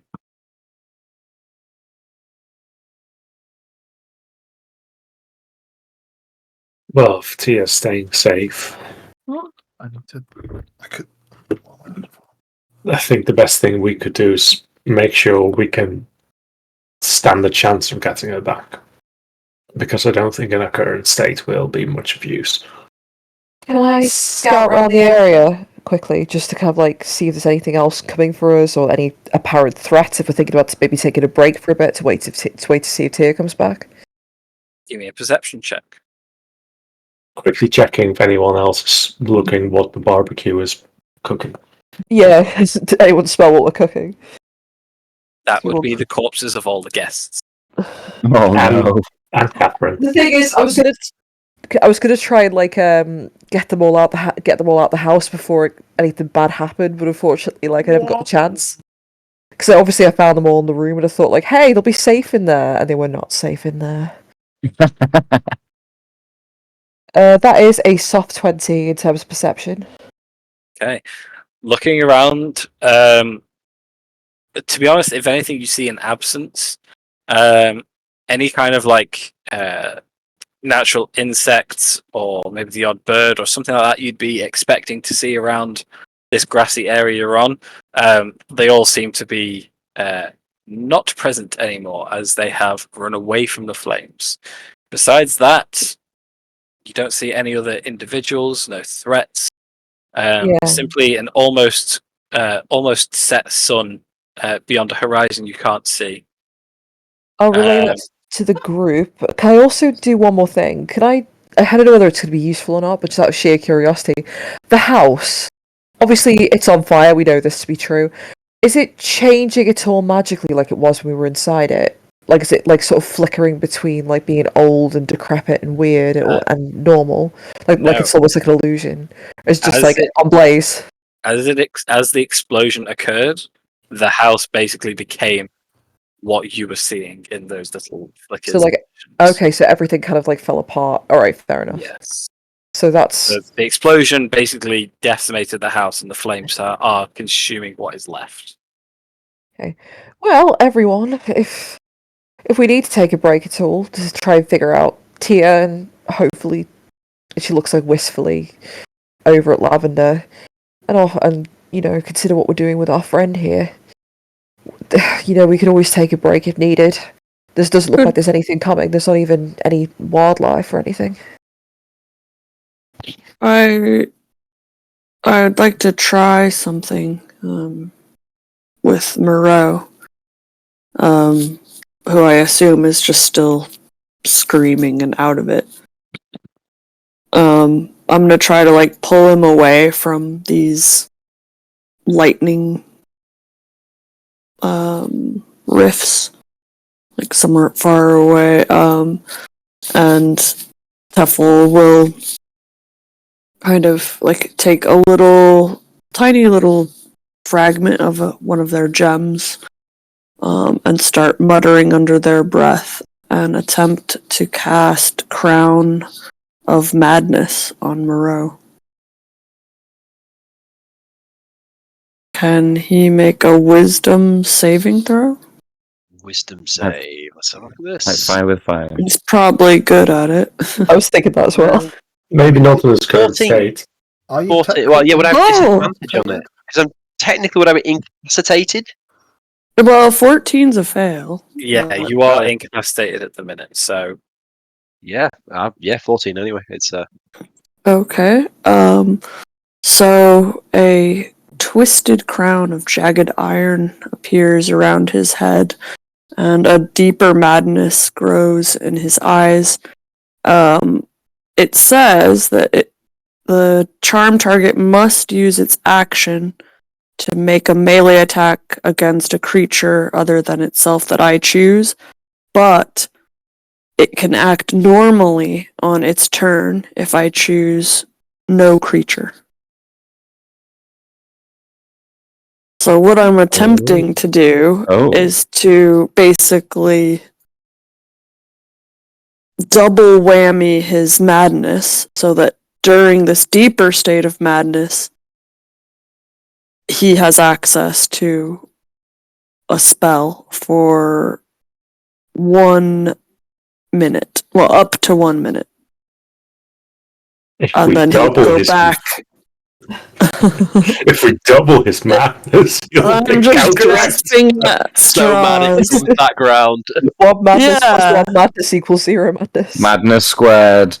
Yes, exactly. Baggy Well, trousers. so Because I'm mean, commanding as- him to be as he normally would, and command him to use one of his spells to help Lavender. So, while as counterintuitive as this may seem, to stack a madness and then remove it, technically this is an enchantment effect. So you are technically taking control of his mind. It is his natural state of being. So acting normally is to act mad at the minute. However, he's still enchanted, still charmed. Give me a persuasion check. Oh. I add Flash Genius to that. Go for it. That's my last one of the day, so +4. +4? Yeah. Oh, 20. Unnatural. For a brief moment, Moreau, your madness lifts. Woo! Moreau, like, it comes too slightly. He's slightly less glassy-eyed. Moreau, quick! Lavender needs you. And I'll just I have like, I'm just full on like, scoop him up and start like charging to where Sophia is holding Lavender and Ice. Moreau like looks down frantically at Lavender, and he's just like, Quick, we don't have a lot of time. Quick, here. She's still cold. I can't. He sits down and he's going to try and cast Revivify, but he doesn't have the spell slots. Ah, He's gonna, fuck. I've only got first level. I'm totally out. But he's gonna like, if he can, he can obviously appear to try because he's definitely trying to. And he's like, no, I'll fail you. I'll fail you. No one else. I'm not gonna fail anyone. And he's like frantically just like almost like crying, like just trying to cast this spell, and it's just nothing is happening. Well done, you gave him actual madness. By getting rid of his madness, Yeah. now he's Yeah. actually mad. Yeah, Now He's He's consciously aware of the trauma. Yeah, this is more panic and like, and he just looks down at his feet. I'm sorry, I don't have I don't have anything. My magic's just it's not working. I can, if you give me if I get some time to rest, I can.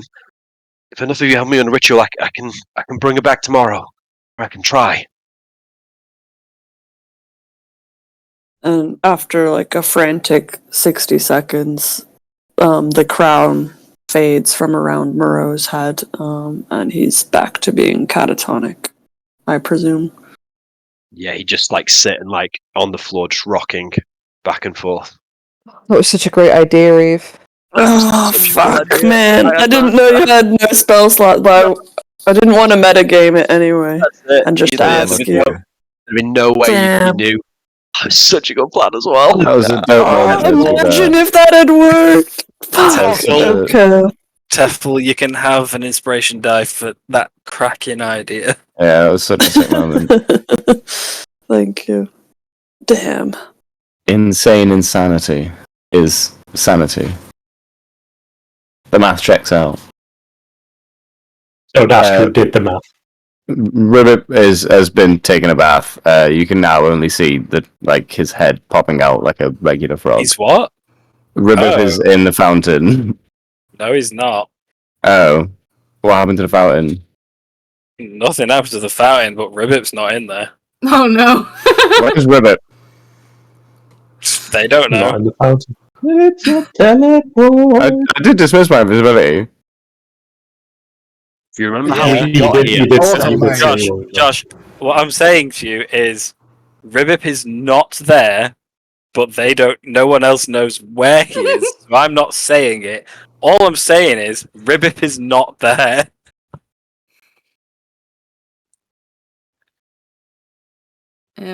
Sophia will turn to Tefl and she'll say, oh, hang on, I've lost the accent again. McGonagall. There we go. Listen, I haven't got much else where to go, and you all look a bit beat up yourselves. I'm happy to try and keep her cold until you figure out a way to either bring her back or what to do with her. Perhaps we should all try and find somewhere to rest up. Tefl's just like tears streaming out of their eyes. Is almost as catatonic as Moreau at this point. And trying to keep it together. Yeah, Yeah, you're right. Eve is gonna step over to Taffel and just like put a hand on their shoulder and just go, "Mate, it was such a great plan. You did your best. Don't be. You've saved more of us than I have." Just feel like Well- there's something else we could do. We'll figure out something. We always do. If nothing else, we're resourceful, right? We've survived a lot of death-defying situations over time. This is just another one, right? But Nithsera literally slipped through my fingers. Her remains literally sifted through my hands like sand. I can't see that happen to Lavender. Not when I have something I could try. Not when we could all try something. Do we really have to wait till tomorrow? Moreau's not snapping out of it anytime soon.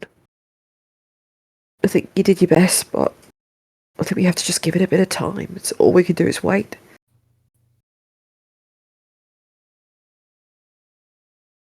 Rationally, I know what you're saying. It's just hard to It's frustrating, isn't it? Just sit and want to do wait. something.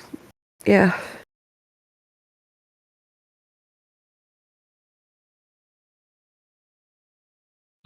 Ribbit reappears in the fountain. I think he exits with a bit of force and slaps on the floor, and embarrassedly sits down, not looking anyone in the eye.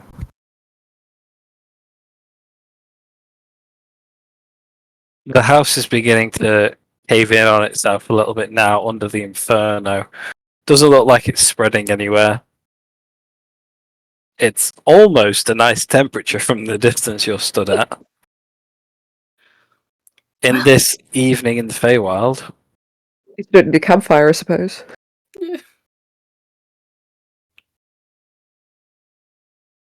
What are you guys doing?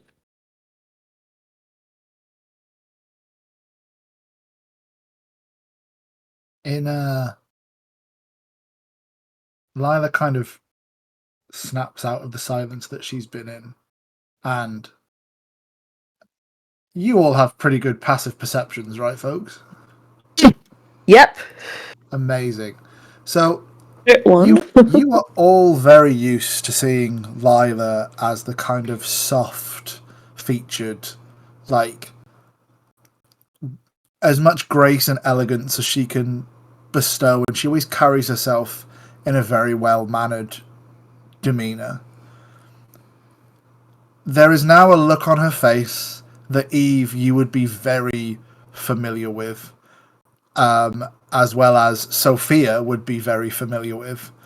And if you turn to look at her, you now see the child of Silvermist that she once was come across her face.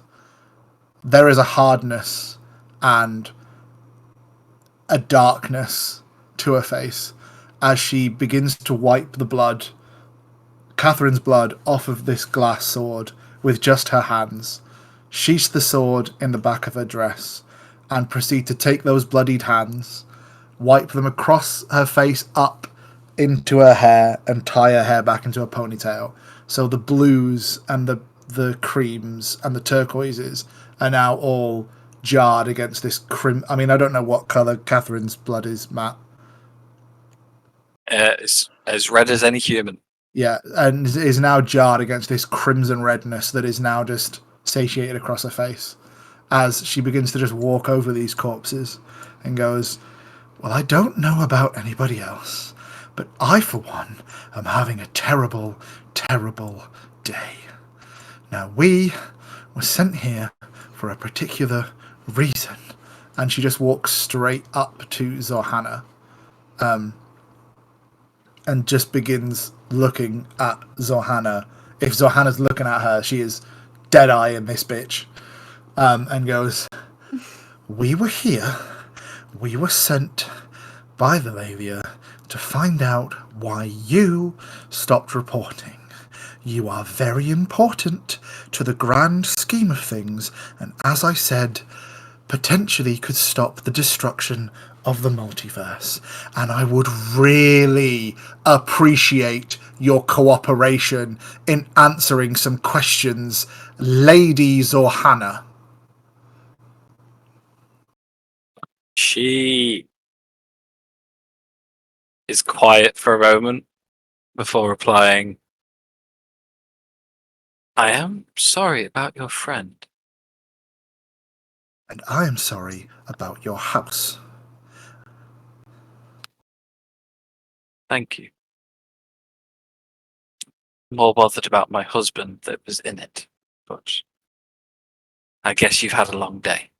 And I'm a little bit more worried about Lavender.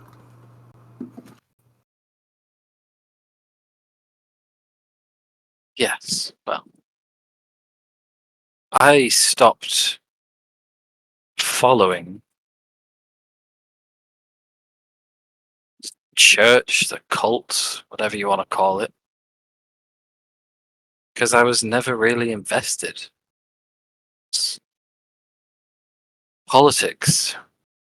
It got me connections. I had connections that Lilia needed. I thought that despite the words we shared, that she understood that. That I was a believer, but with my own angle, obviously. Apparently not. Look, I do not know why she would waste such resources sending you out here just to check up on me, but I assure you, since my adventuring days, I don't think I am of use to anyone. I don't think I am as important as you believe. You aren't of any use to her. The necklace was what that she wanted. Please tell us about the necklace. Oh, well, I got it from the Crestfall Coven. Stole it from them, should I say. It's been mine for 20 years. And now, well, now it is broken just like the rest of my life. It was a powerful magical artifact, to be sure. I did try to keep it safe. Out of view, out of sight, out of mind. I'd only get it out for rare occasions. But it seems even that was foolish, as it has invited chaos back into my life. Were those hags that attacked part of the coven? Oh, yes. Why would you Seems steal they it in the want- first place? What? Just because it was a pretty trinket? Did you know what you were getting yourself in for? My dear, while it is a powerful artifact not to be trifled with, it is better in my vault than it is in the hands of beings like that. Eva's just gonna like slowly look over to the flaming house and just like, very kind of like, nod. As I said, I was foolish. And I have paid the price, as you can see. I am stood here in front of you with nothing. I know you have lost your friend. I am sorry. But I had many friends in there. My life was in there, my position. I was retired, I was happy, and all of a sudden, you turn up, the hags turn up, the Lelia comes knocking, my necklace explodes, and I have lost everything. So forgive me if I'm not as enthusiastic about your cause or your problems as you would like me to be. I only suggest that you help answer these questions because the Lelia herself personally wants these answers. And I think that you understand what that means for you if she is personally invested in your current whereabouts and or ability to still breathe or not. It's not about that anyway. Look, the lady is important, we get that, and she's scary, we get that, but this is bigger than her or any of us, or you. The world could be potentially ending as you know it. The entire plane of all planes of existence could potentially be ending as we know it. You have to care, even if right now you feel like you don't want to. It's not just about you and how you feel. Give me a persuasion check.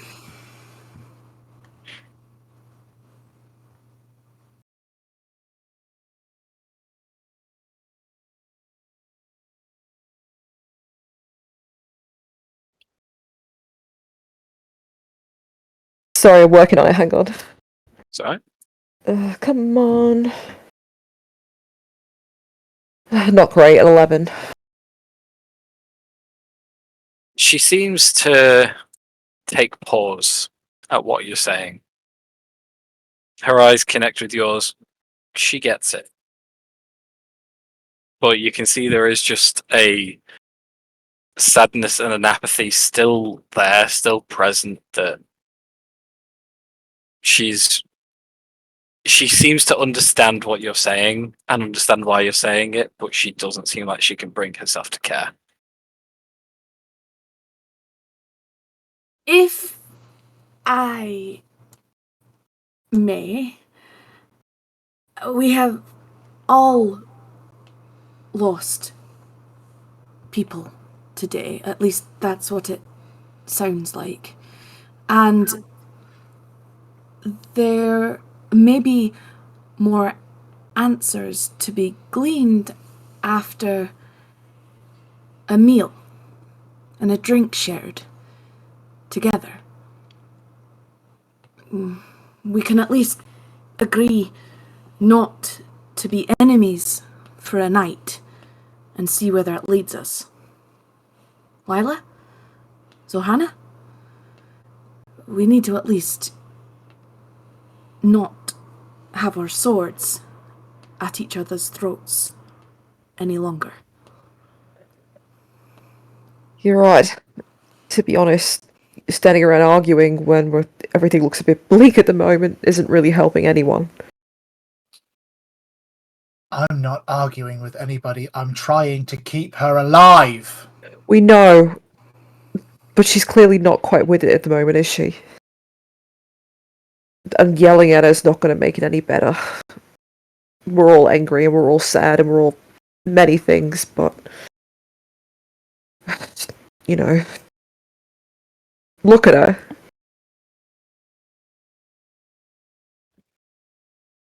And you know what I find helps with that? Beer!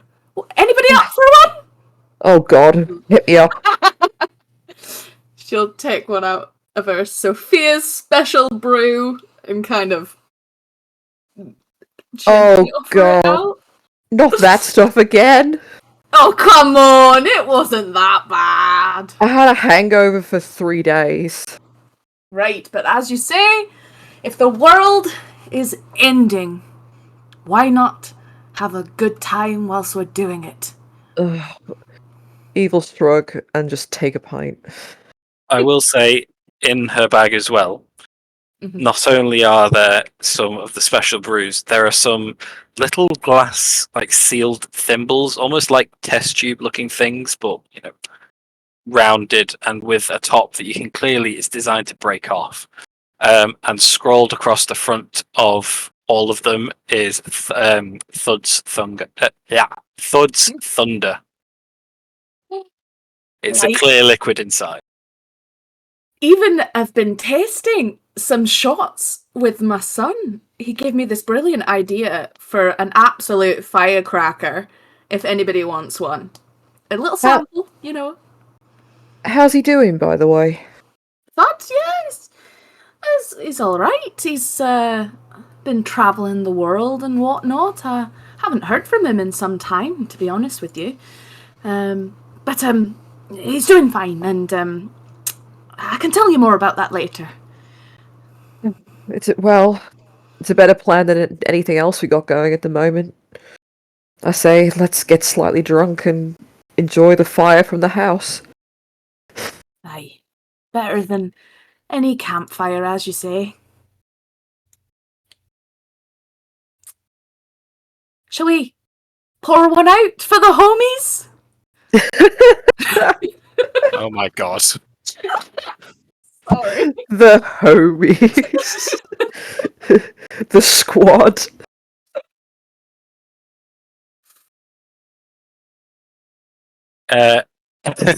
Is this meaning you guys wanting to start a long rest? I Just vote getting yes. drunk around a burning building tonight. There's nothing really else to do. Okay. Lila hasn't blinked or left eye contact from Zohanna. She is going to scoff at the fact that alcohol is being passed out at the point that they are trying to get information that might A, help them get one up on the Lelia, and B, try to save this woman's life that nobody else seems to be interested in. So Lila is going to walk away from the merrymaking and attempt to retrieve the pieces of Katherine. As you walk over, this is an inferno this close to the house right now. You can't see the remains of Katherine anymore. The bushes on the outside are aflame. Flame is pouring down the sides of the building. The building itself is collapsing. You're probably not as close as your token is there, because if you are, you're getting burnt. I can't see it, no. Yeah, give me a perception check.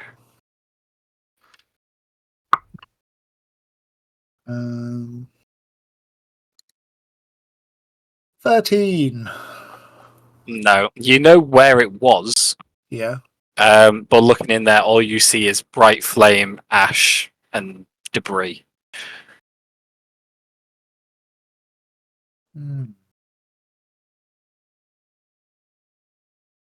Okay.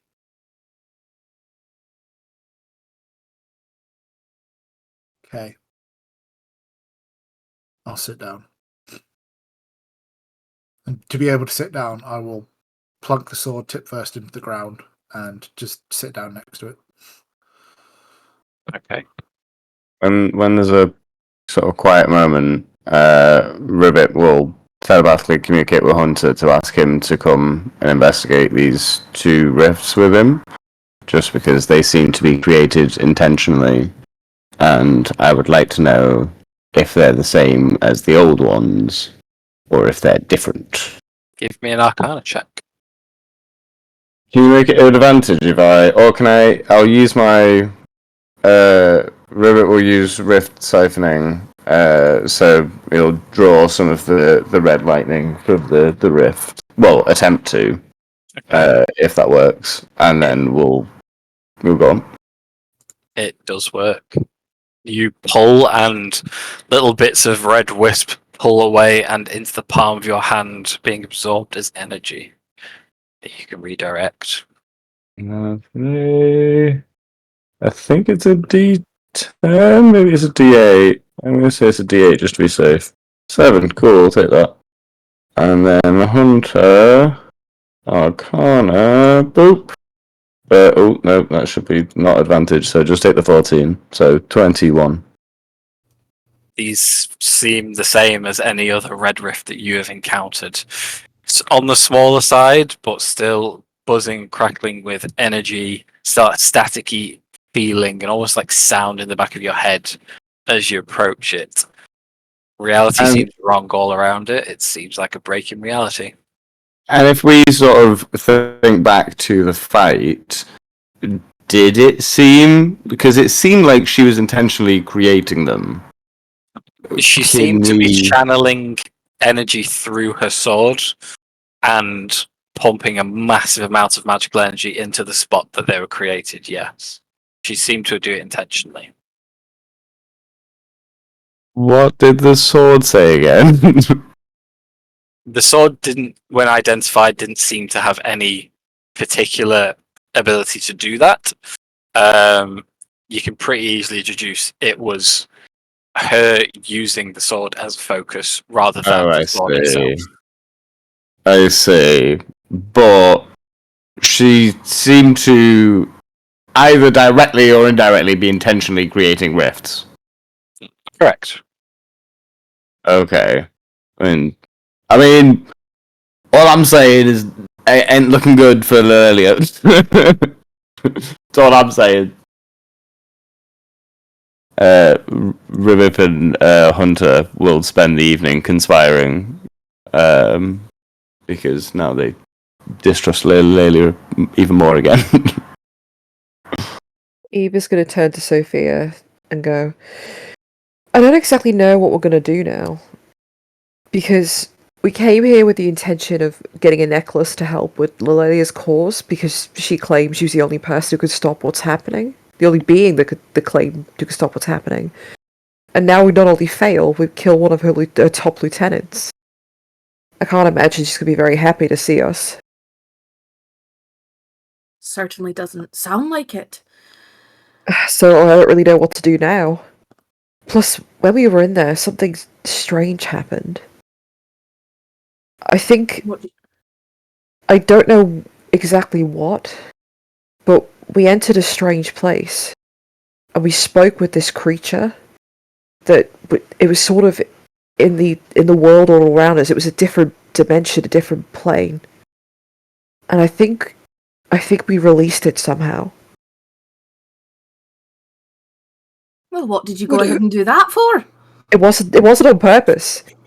We just went in there and it was talking to us, and then we just all of a sudden, as soon as we were in, we were out. The entire plane just crumbled. So I don't know whether it's coming for her or coming for all of us, or even if it regards us as important or a threat. It's all been overwhelming. Sophia will... Sorry, go on.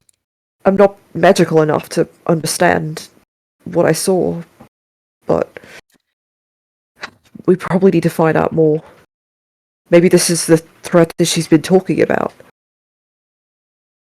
Sophia What will... if... Oh, sorry, go on, Tim. Go on. She will just take Eve's hand and lean in, and she will say, Eve, if there's one thing I know about you and the company we keep, we stopped a death curse.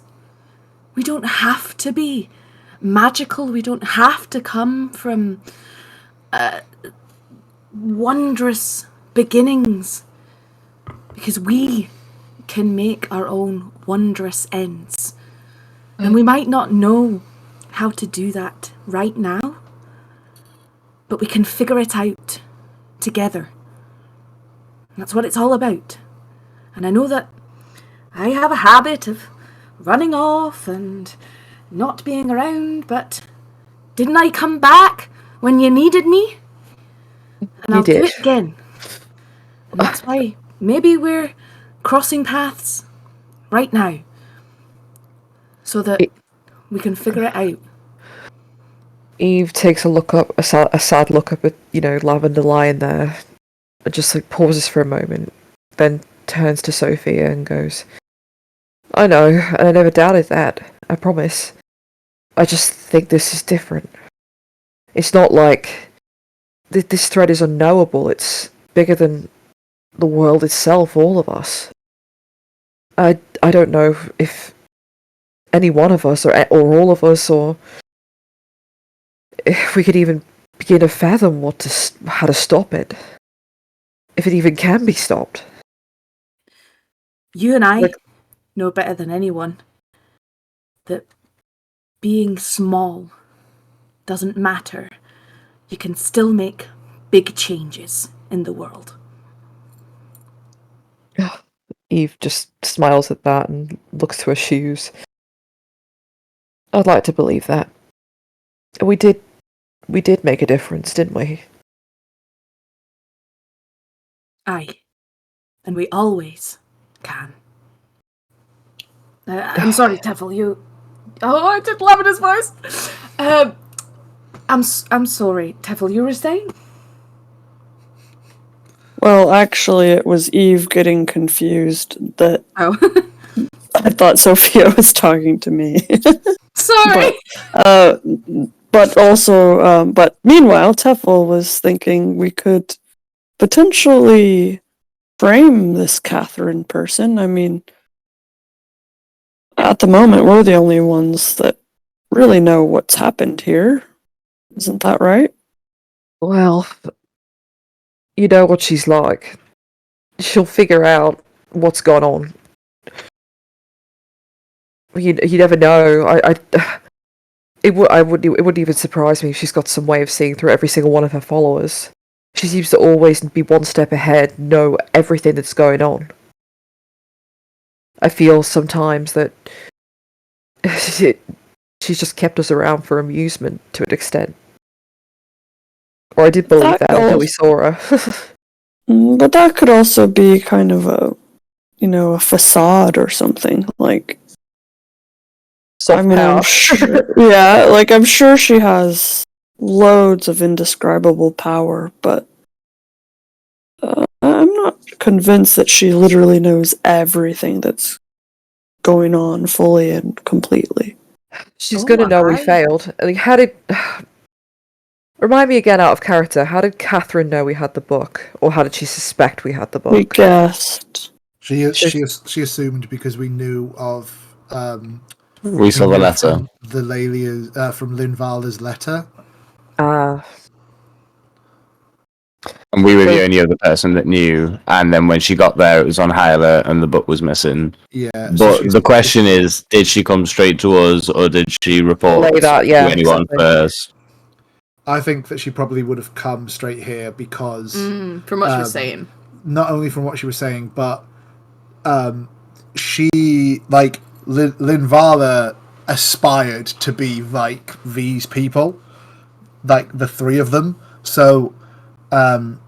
she would have come here, in my opinion, or she would have come here first because she wouldn't have gone back to Lilalia not completing the mission. She wouldn't have gone back to Lilalia as a failure. Yeah. She would not have gone back to her and gone, I haven't got you your book, but I think I know somebody that has done it. I'm going to go and get it. Because Lilalia would have gone, well, why the fuck are you here? Where is the book? In my opinion, anyway. But I can't be trusted, so, you know. But she could have at least just sent a message or sent word through, an underling. Do we know that she went alone? Or was she with an army? She went with a group of people, but she appeared here without her... entourage. Without her Saint Celestian. So... I don't know whether the Saint Celestians died or whether she just went off and left them there with orders to get everybody out of the plane of fire or to kill everybody in the plane of fire. I don't know. But it's suspicious that they're on their own. It's suspicious that she's here without her Saint Celestian, yeah. Because that would then imply that, that they didn't tell anyone of their plan. Maybe it was just a hunch or whatever. Yeah. Willing to give us a chance to be her ally. We just didn't take it. And I think... Because if we'd given her the book, we lose. Like we discussed last time, GG. We wouldn't have had the fucking snowball's chance in hell. But like Matt said, she was unwilling to fully obliterate us at first because the Lelia told her not to fight us, and she follows orders. She is... You think Linvala was a zealot? Like, these people are the direct correspondence to the Lelia. They get access to the Lelia. They talk to her. The Lelia tells them what to do, and then they send down the orders. She is the head of the Chalice. So again, who does she answer to other than the Lelia? The only way she might have told someone is if she reported directly to Lilalia. Well, she may have sent an underling, because again, with that kind of power, she could just tell anyone to go back. Yeah. However, she did come back badly injured, and do we know whether that was caused by these creatures out here? Because she was just invisible hiding. So Well, it was all like feasible. her arm was all burnt and shit. So I think that was from the explosion because she was Oh, I hiding. see. I Is see. is it also reasonable as well, like, because they're all vying for Lelia's favour, that she just want the glory of being the person who got it? like Not that's what I'm saying. Like that's Yeah. she wouldn't go back empty-handed. My concern is that I think she's smart enough to at least send word back if there's anyone else alive. Unless her whole troop got killed and she like plane shifted to bail, I think it for example, if they've not got their person with them, I think they're smart enough to have sent them Persons. to communicate that information back to Lelalia in case something went wrong. It would have been super good if we could use Speak with Dead and we hadn't torched her corpse, but never mind. I mean, even with Speak with Dead, they don't have to answer us. Yeah, they have to be like not thinking of you as a hostile. Yeah. Just to make you panic even more, Josh, the Saint Celestian are a group of people. It's not. It's their It's their personal bodyguard retinue, basically. Lila will explain this to you all. The fact that there's not even at least one is especially odd. That's why I'm like. Miso would refrain from attempting to lie to Lelalia about this one because I would be concerned that she already knows. But we could still say that, because like I was talking to Frankie about this the other week, that like we could just say that she thought, like we could come up with a lie in the sense of like she appeared here because I don't know, like an unbeliever, heretic, cast out back turner like myself shouldn't have the glory of bringing an item that the lady wants directly to her. Like Katherine could have gone, oh, I just went to check up on them because I didn't trust them.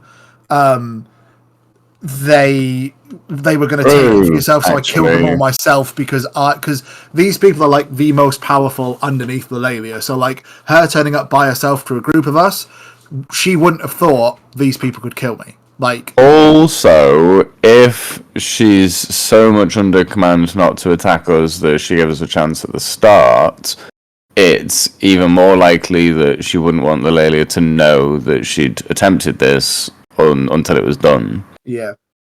That actually makes sense. Especially if she even went against orders and killed okay. There's a reasonable chance then in that case that she didn't say anything. That's why Lila was like, the last words that she heard were that you're a failure and Mother's going to be disappointed. That was enough to instill fear in her heart because she knows that to be true. So even if Lelalia brings her back somehow with whatever she can, like she did with Jatham and whatnot. Oh yeah. Then let me check how the Soul Stone works again. Then like even if that happens, then Katherine knows that she's gonna be in trouble.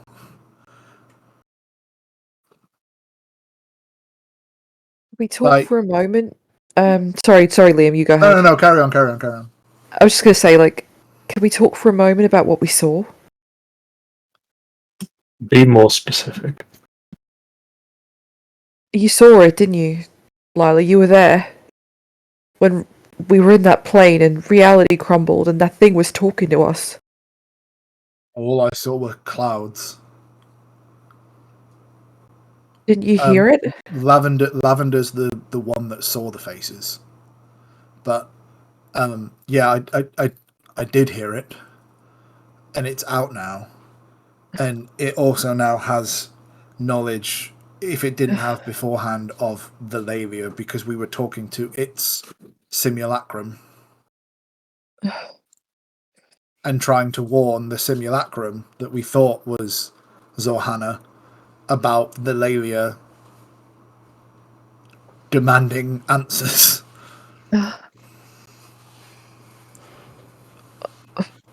What do we think it is? An entity from another plane. That's what my guess is. I don't know. I don't know anything about it. Eve ponders for a moment and just crazy idea. I don't want to No, that's a mad idea. Unfortunately, if you're looking for the more book smart members of the chalice, that's not me. I'm more of the attack-orientated ones, unfortunately. No, I'm thinking, if it's an evil entity, might references to it possibly be? And Eve kind of like looks over to it's in the bag, isn't it? The book at the moment, the bag of holding. I think it's still in Ribbip's hands.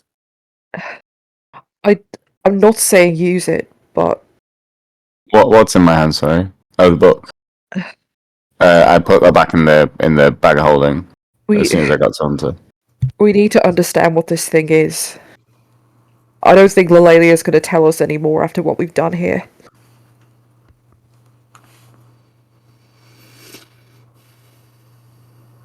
But I'm also afraid if we do use that as a reference, we aren't coming back from it.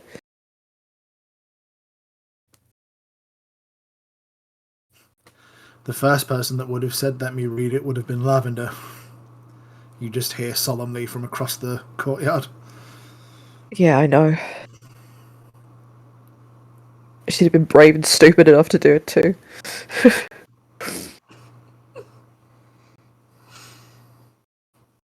We need to think hard about it anyway, I think.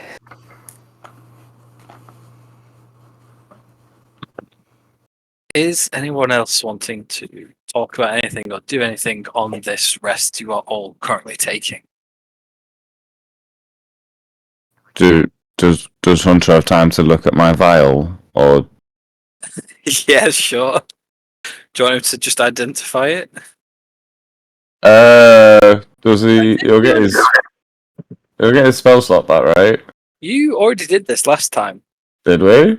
Yeah, I'm 'cause here. I was just driving home, but I'm back now. Oh, that was it. But I've got like 2 minutes.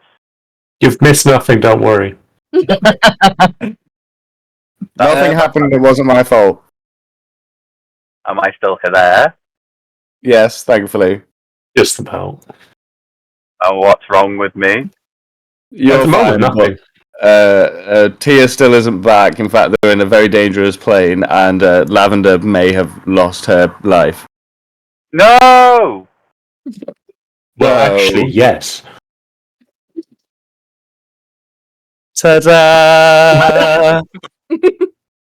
Yeah, did we identify my candy bottle last time? you definitely did, yeah. Oh, dope. I said It does I'd exactly get what you an thought actual- it did. Yeah, No. it causes a Pokemon to evolve, basically. Can I get Vulpix out and feed it the thing? If you want to. I feel like I might as well. Okay. Yeah, I'm gonna do that. I'm gonna say as usual. Well, actually, no, we're not, because I'm gonna ask the artificers if they can recreate it first. No, we're gonna be smart. We're gonna be smart.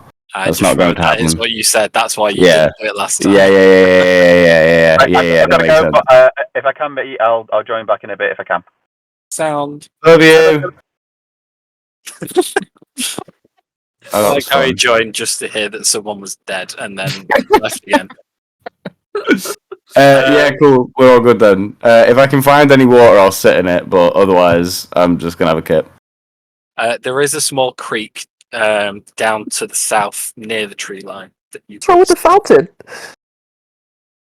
What is wrong with the fountain, Josh? Yeah, it doesn't work like a fountain. I forgot you can't swim in it.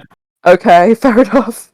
Yeah, I got flung out of it, and there was a man there, and the one panicked guest that we managed to save, and I was so freaked out that I just jumped back in without really saying anything, and then popped out and was very embarrassed and was very quiet.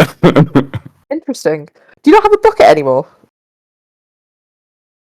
Don't have what? I thought you had a bucket that you used to just like sit in every now and then. Oh, yeah, also true, but it gets mucky after a while. I don't like using it too much. If we're ever outside, I feel like I should just use water. Fair. That was just- holding stinks. It was just necessitated by Chult. So, is anyone else wanting to do anything on this long rest? Work on my project. There's only not a lot of time. In that case, bash the time out. Do you know how long as well I've waited for a long rest since Lavender? I mean, you're currently getting a Too very long is apparently the answer. Apparently, yeah, she's now getting the longest rest. Yeah. The final A long big rest. sleep. Reset Yeah. everything to 0. I think that Sophia and Eve will just like reminisce more about their time in Chult. Sophia would update Eve on her travels. She kind of seems like she's earned her place in nobility here, and I guess that would come with a story of like how she's kind of wheedled her way through various levels of nobility, kind of charming her way into different circles, sending money back to Thud as she always has done, and just kind of updating Eve and sharing tales on their time spent apart. Did I ever come looking for his ring? I don't know. Did he? You have, as Sophia, you have evaded many people trying to track you and hunt you over the years. Most recently, an archmage was asking you a bunch of questions last time you were on the Prime Material. Yes, she was questioned, actually. Wasn't she? I believe. Anyway, she's in one of the notes. Yeah. But no one has thus far managed to track you down, or, not entirely sure whether anyone knows that you have the ring outside of Lelia's forces. I will say the caveat of weaving your way into the inner circles to, pick out a few marks among the Feywild nobility or minor nobility that were present here seems to be at a dead end, as the vast majority of them are in that burning building. So maybe on to new pastures. I guess Eve will do the same, just tell everything to Sophia. Because obviously she, she's one of her friends, she trusts her completely. So it all started when we all got attacked in a big commune building. We were talking about how to get rid of Lelia. And then it began. About that. And then we went to hell. Oh. Well, that does sound exciting. It was great. And she'll just continue telling her. Okay. Any more for any more? Lila does have one thing she wants to do, but I will do it last after everybody else, because I've already done a lot of talking this session. There doesn't seem to be any more volunteers. As the night dwindles down and it starts getting dark, and the merriment is getting louder and louder and more Scottish between the both of them, Lila, when she's watched this burning building for several hours, will ask Teffel to step aside with her, with still, again, Teffel, like, she doesn't look like the Lila that you know. She still has that darkness to her, that harshness to her, and you can see that she's not the Lila that you know. Still isn't back. It's the child of, like, you can see why she was a child of Silvermist. And she will ask if she can step aside with you to have a chat. Yes, by all means. So she will walk off to one side with you, away from the others, to a quiet part, probably over to the east where nobody could hear, or maybe to the creek if Ribbip's not there still. And turn to you. She's got her sword at her side, but she's just holding it nonchalantly. It's not in an aggressive manner or anything, but it is out. And she will, staring into the creek, looking back at her reflection with the blood still dry, like caked and now drying and flaking, without looking at you, just talking more to your reflection than anything in the creek, she will go, I need to apologise to you, Teffel.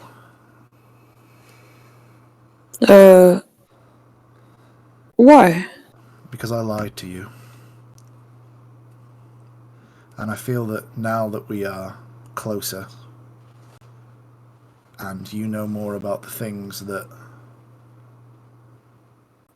the Order does, and more about the things that the Church does, there are things that I locked away because I was ashamed when I came out of the Order, and I have spent all of my days since renouncing the Church trying to repay back all the karma that I owe to the world.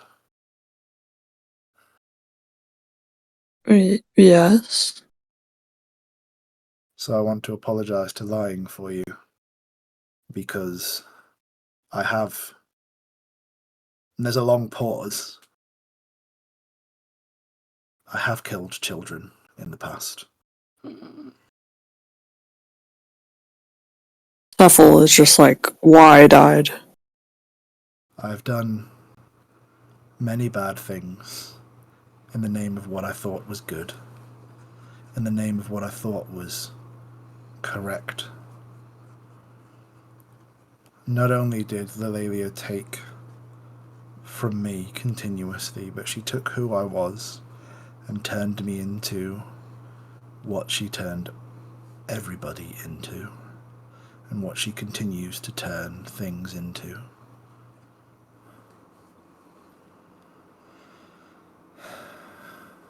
I can see that. It seeps out of every enemy we've faced. There is a darkness within me that was instilled through that place and through the teachings. And I will admit to you that at one time I did indeed look up to Katherine, and I wanted nothing more than to be her. I wanted nothing more than to rise to the heights of honoured saintdom like Vinvala, like the most zealot of zealots. I did things in secret to the group that I was with for the last mission that I was sent out on. Before renouncing, I was sent as a spy to find out what I could about the Raven Queen and one of the members of that group and their connection to the Raven Queen, and to try to wheedle my way into that relationship and report back.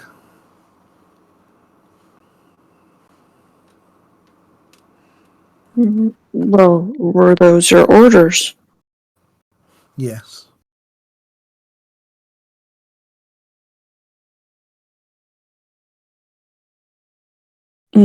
So why are you telling me all of this?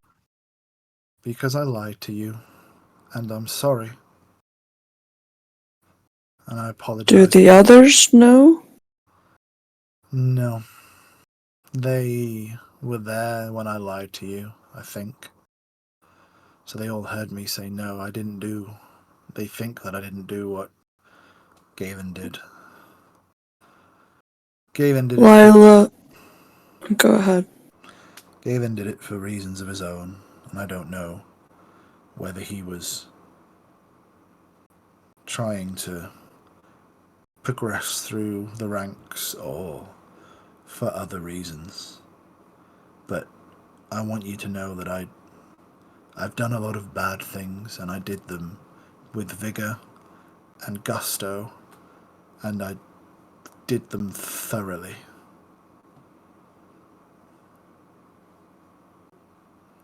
Lila, I think everyone in our party has got a checkered past. I myself have done quite heinous things that I'm not proud of. Maybe not to the extent that you have. But I think everyone in this group has an understanding that we are moving forward in our stories. And I hope that you can find some kind of redemption in all that we are going to save if we are successful. I did find redemption. Fine. She was also taken from me, just as the Lelia continues to take from me. As this conversation is going on, Ribbit would make himself known from his dark, dank spot in the creek, and approach, saying, "We cannot judge we ourselves on we actions from the past. We can only be judged on we decisions we make in the present. If you so want to talk, if you so want to talk about guilt, misdeeds, you can talk to Misa and Hunter about these. We make many mistakes along the way, more mistakes than we have success. But we must continue. We must do what we can. And if we have learnt anything on Wisa journey, it is that death does not have to be the end. Death can be a journey anew." But that's the point that I'm trying to make, Ribbit. These weren't mistakes at the time.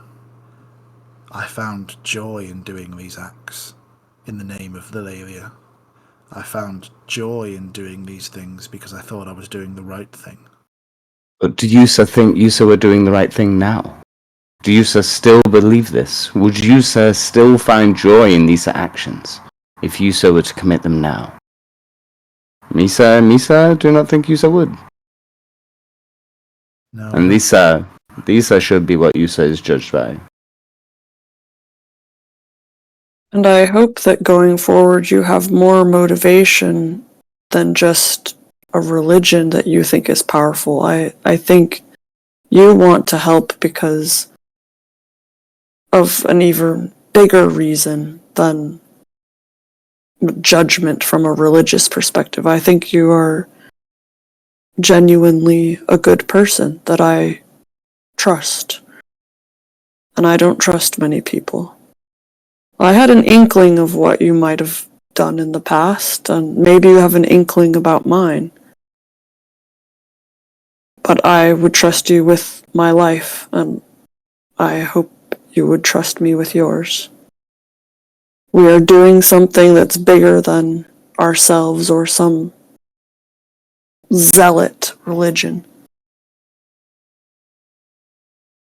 Yes. And we accept you. You don't have to hide anything from us. I think the others would feel the same. I mean, it's a shock, I'm not gonna lie. But I still trust you, and you came forward before we found out about your truth. And that says a lot to me. Thank you. I thank both of you. And I do, staring into that fire, watching it take everything and using it to fuel itself, it has given me motivation. And Lila, gently places her hand on your shoulder, Teffel, as she looks you in the eyes for the first time. You see there's like a conviction now behind her eyes. There is purpose.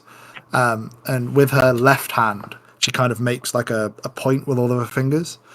And she goes, "My motivation is to carve my fist into the chest of the Lelia Silvermist and to forcefully remove whatever crippled, rotting, disgusting, dilapidated excuse of a heart that is in her chest. Remove it and show it to her before the light leaves her eyes. That much is my purpose in life. We will make it so. That was incredibly matter-of-factly said. Well, I'm generally indecisive and unsure, but I know that we share the same purpose now. I don't know the steps exactly on how to get there, but I think that's what we all want. And I would like nothing more than to see you rip what we can only call a heart from her chest.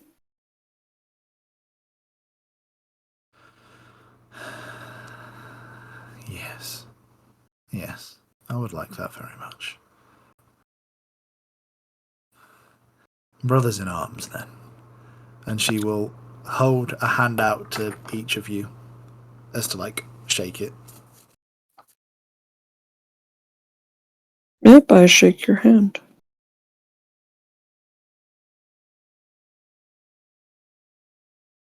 Ribbit? Misa would, but Yusa less armored than usual. She So just maybe. grabs your hand. She just grabs your hand in the moment. Okay. I'm a paladin. I'm resistant to shit. Ah! Excitedly handshaking. Yusa have hands. Yusa soft hands. He's now rubbing your hands. Your hands are very slimy and dirty. He has just come out of a bog. You have resistance, or you have I'm immune to immunity. diseases.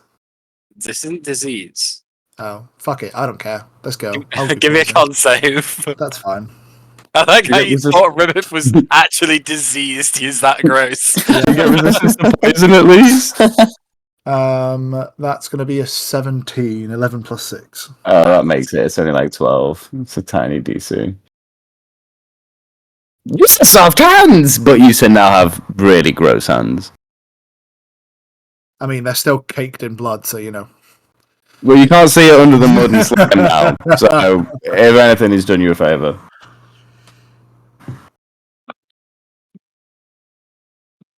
As you guys, I'm assuming, make your way back to camp, or where everyone else is. Yeah, I'm going to make my way back to the same spot, and I'm just going to wait for this inferno to go down because I want to scoop Katherine out of that armor.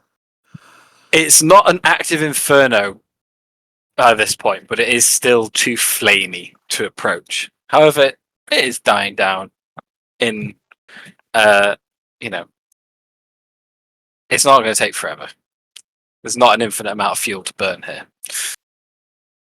About halfway through this long rest, 4 hours in, Moreau goes silent. He's no longer mumbling to himself. And instead of rocking back and forth, like curled up on the floor, his head just perks up.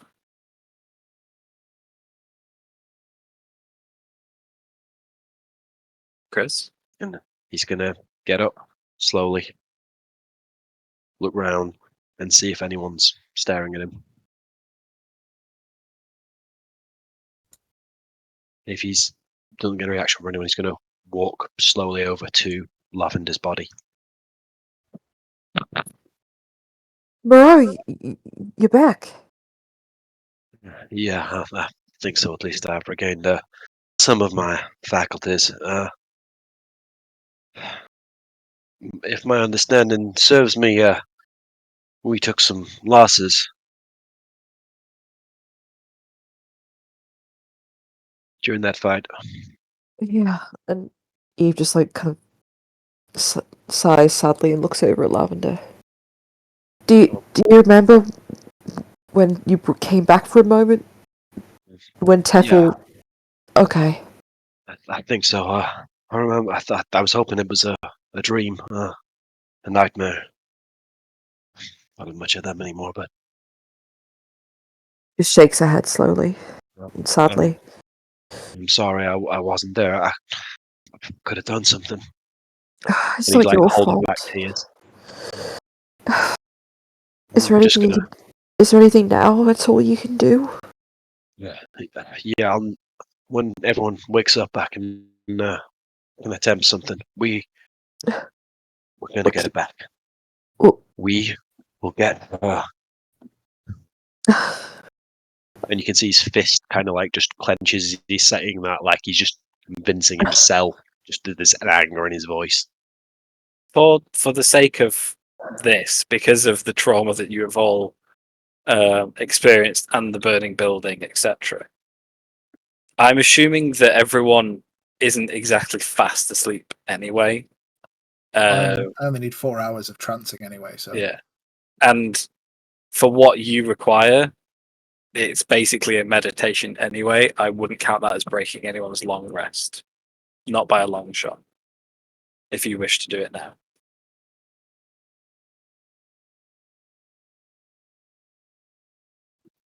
He's gonna wait for a minute. He's gonna say, I need a minute with her.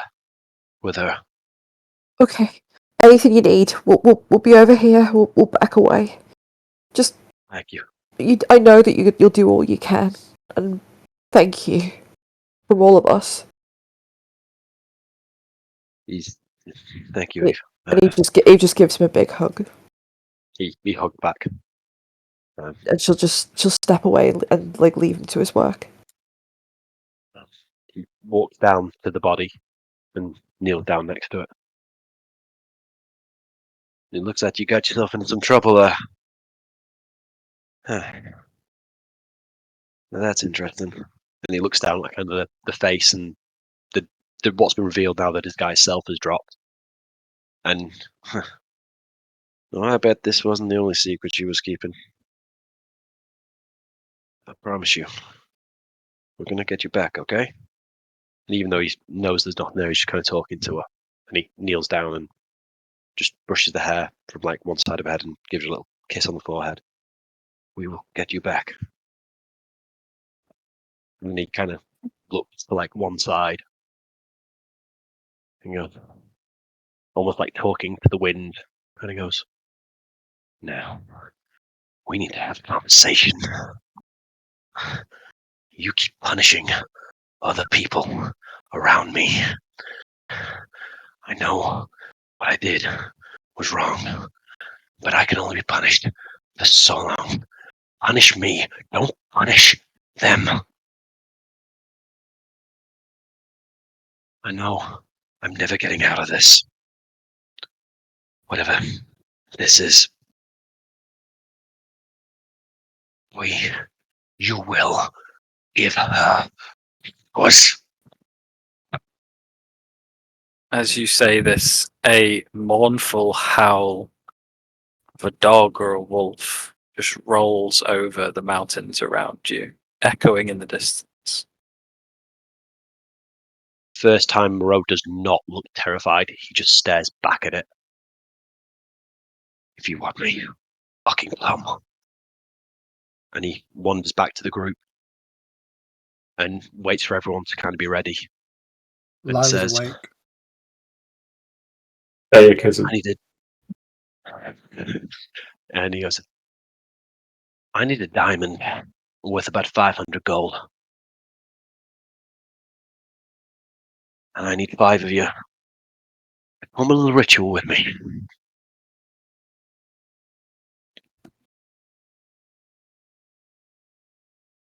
Who's ready? Lila walks over and slams her sword into the ground and gives you a nod. You also see she's caked in like dried blood and shit.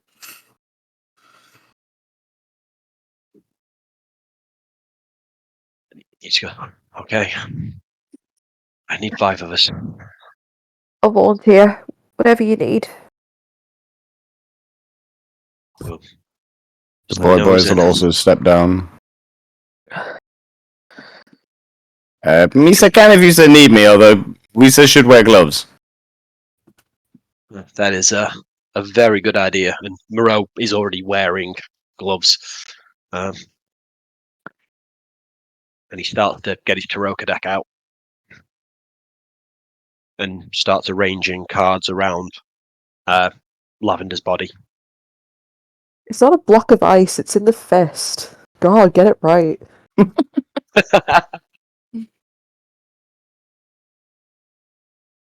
And he gets the diamond. And so I think there's 5 of us now. They've got Lila, Eve, and the Void Boys, and Moreau. And he sits down and he starts just turning cards one by one. And he says, powers of darkness, powers of those beyond. Granted to us the ability to bring back our sister Lavender. She who fell.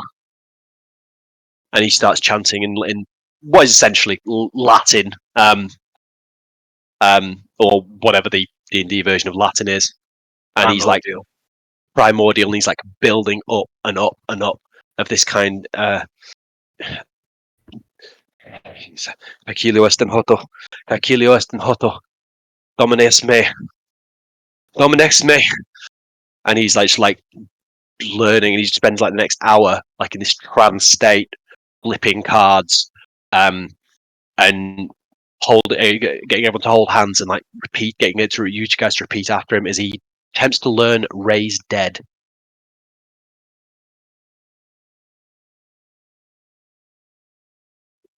Okay. As you chant this way, holding hands, all thinking about your fallen friend,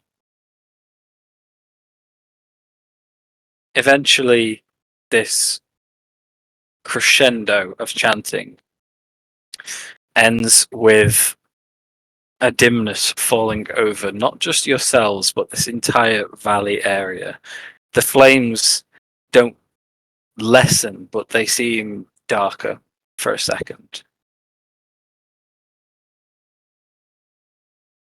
Standing between all of you, there is a very tall woman, black hair, elf-like ears, very slender and ethereal in nature. She seems, her posture is almost like liquid. She has a subtle smile on her face and says, "Yes, we have been watching." "Sure. We will see." And she leans down and just kisses you on the forehead, Moreau, before disappearing. You have learned you've raised dead. Did we see that? You did. Spooky. Hey. Spooky. It's spooky. On brand. So, time to pay the piper. And he takes the diamond and gets a number of candles out, sets them up around the body. The casting time, this is about an hour, isn't it? So he's gonna get the cards out, turn them all up facing inward, turn them all upside down. I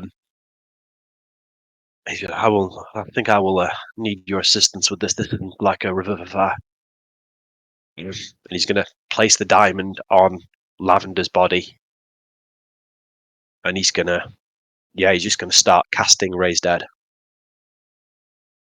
Okay. We have begun a resurrection ritual.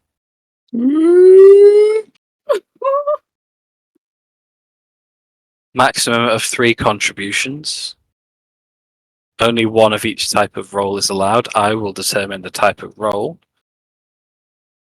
Is anybody contributing to this ritual? Anything anyone would like to do to contribute to it, to influence the world, Lavender, the magic, anything you can think of that would aid in this ritual? Are there any volunteers? That includes you, Moreau, as a caster. Yeah, Moreau is willing to contribute. Lila 100%.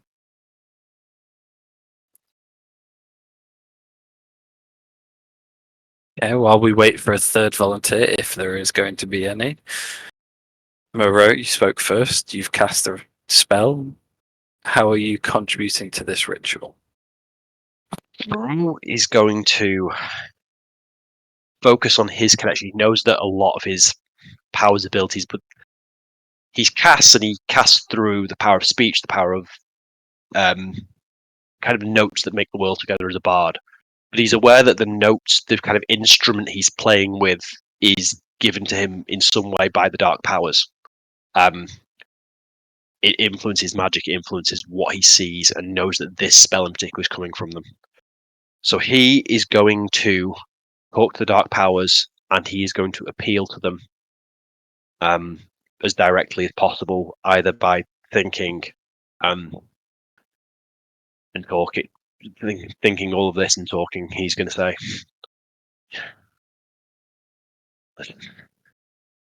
"Let's make a deal. I'm not scared of you anymore. I know that you need me. But if you need us and me to help these people, like you said you did, then we need her. Punishing me for killing her. Killing the people I care about. You will. It's not going to serve your purpose. We need her. So you will bring her." And yeah, he's going to try and persuade them if he can, to try and bring her back and convince them that they need Lavender as a key part of this. Okay. As this is an not extra player, this is essentially a force of nature you are trying to persuade here.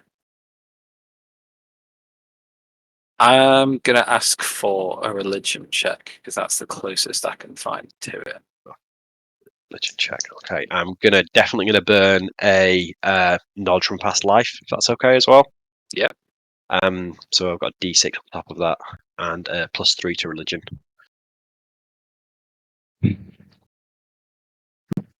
A 3 on the 20, +3 for 6, and a 5 on the thing. So that would be 11 total. 11.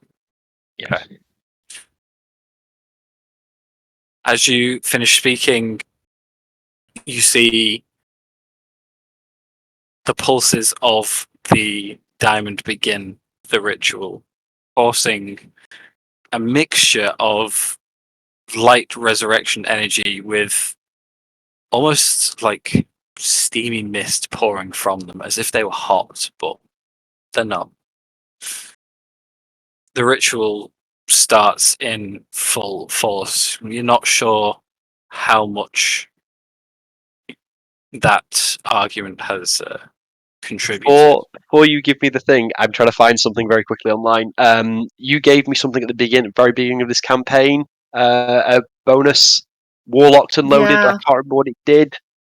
Yours, It's in Find it. award abilities. Yeah. So once during the next campaign, when you would make a contested skill check with another That's it. creature, you can use this power to make that advantage. No, Technically I knew speaking, there was an advantage in there, but I couldn't remember what it was. it is not. Yeah, contested. It's not Yeah. contested, but if you wish to burn that now, I will let you. Yeah, I would like to burn that now. Go for it. Roll again. Oh, that's 10 higher. That's a 13 on the D20, +3, 16, plus the 5 from the dice would have been 21. Okay. As you finish and you wait for a response, that mist that seems to be pouring from the resurrection magic, these webs of light covering Lavender, seems to not only be emitted from these beams, but float back down into Lavender, almost grabbing hold of them. You may have made a connection there. while this is going on, could I possibly pop over to this rift and I'm assuming Lila's going to speak, but just as they begin to speak, I'd like to siphon energy from this and give it to Lila. Okay. Remind Lila what that does. I'm going to roll a D10, I think, and you get to add that to your roll, basically. Okay, good. I was going to say, I swear to God, if you make me go crazy right now, I'm going to come over to your house, Josh. It is a D10 indeed, yes. So you get +1! Woo! You know what? It's one more than I had before. I'll take it. Would anyone else like to contribute? There are just tears streaming down Ribbip's face as he releases this energy in your direction. I'd be able to. I don't. I'm guessing maybe not because it's probably too. Would I be able to burn an inspiration to try and give Lila and Teffel inspiration as part of this as bonus actions? Or would that be? Would you rule that I'm using the? I'm casting. You are currently casting a spell. Yeah. So Hunter can do. Is it guidance? Is that a thing? What does guidance do? Does that help? Yeah, it's a skill check. Would that help? If that would help, he will do that. Yes, that would help. Yeah, he will do that. Lila, then, how would you like to contribute? Lila's going to kneel down next to Lavender, and she's going to look at Eve and say, I apologize. You may have seen this with any of my previous compatriots, and I swore that I would never do it again until under dire circumstances. So I suppose this counts as a dire circumstance. And she's going to, with her forearm, she's going to run it down the side of her blade, just like Linvala used to do when she was doing all of her weird, crazy shit with writing symbols all over the place in her blood. But with the silvery fluid, the silvery sparkly blood that comes out, that is the same as what's around her neck, she takes a wipe of it and does a little dot on Lavender's forehead with a thumb. I'm a nymph. I'm a creature of nature, and our blood is forever hunted and sought after and demanded for different things. So I believe that using this, in this sense, would be helpful as a conduit to not only myself, but what I'm asking you to do, Lavender. You can't leave us. You have to avenge Nithsira. You have to avenge all the others that have been lost. The Thalia continues to take and take and take and take, and there is no punishment, there is no recompense. She thinks that she is safe.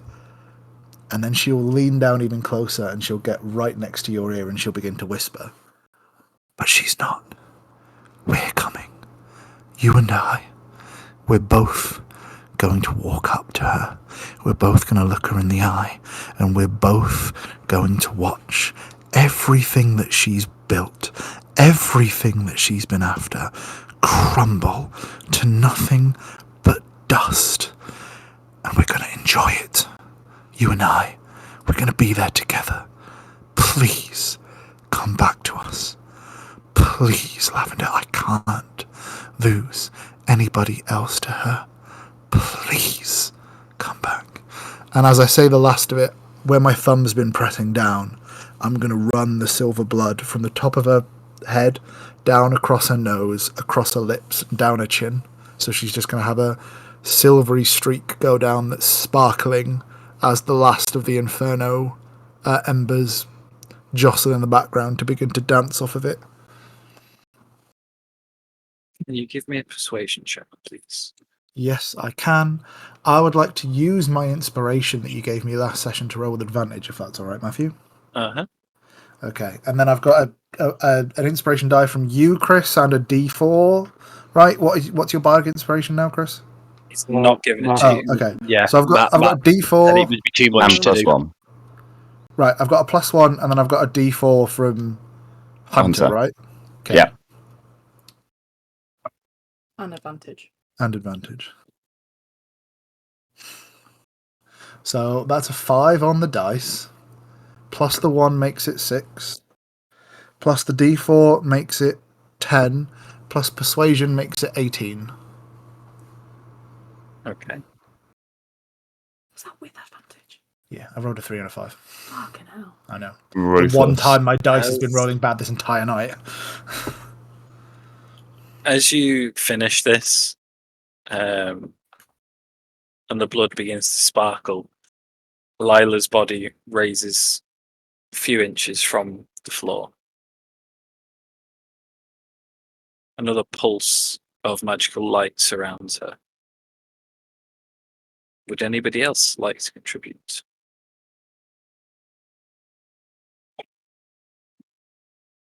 Tefel will step forward and Can we boost again? If you want to try. Yeah, in that case, Ribbit once again will siphon energy and give it to Tefel, and Hunter will give them guidance as well. thank you. Yay! Tefel looks quite nervous, but has a resolve in their face as they take out the tattooing implement that Tia made for them and fastens it onto their hand.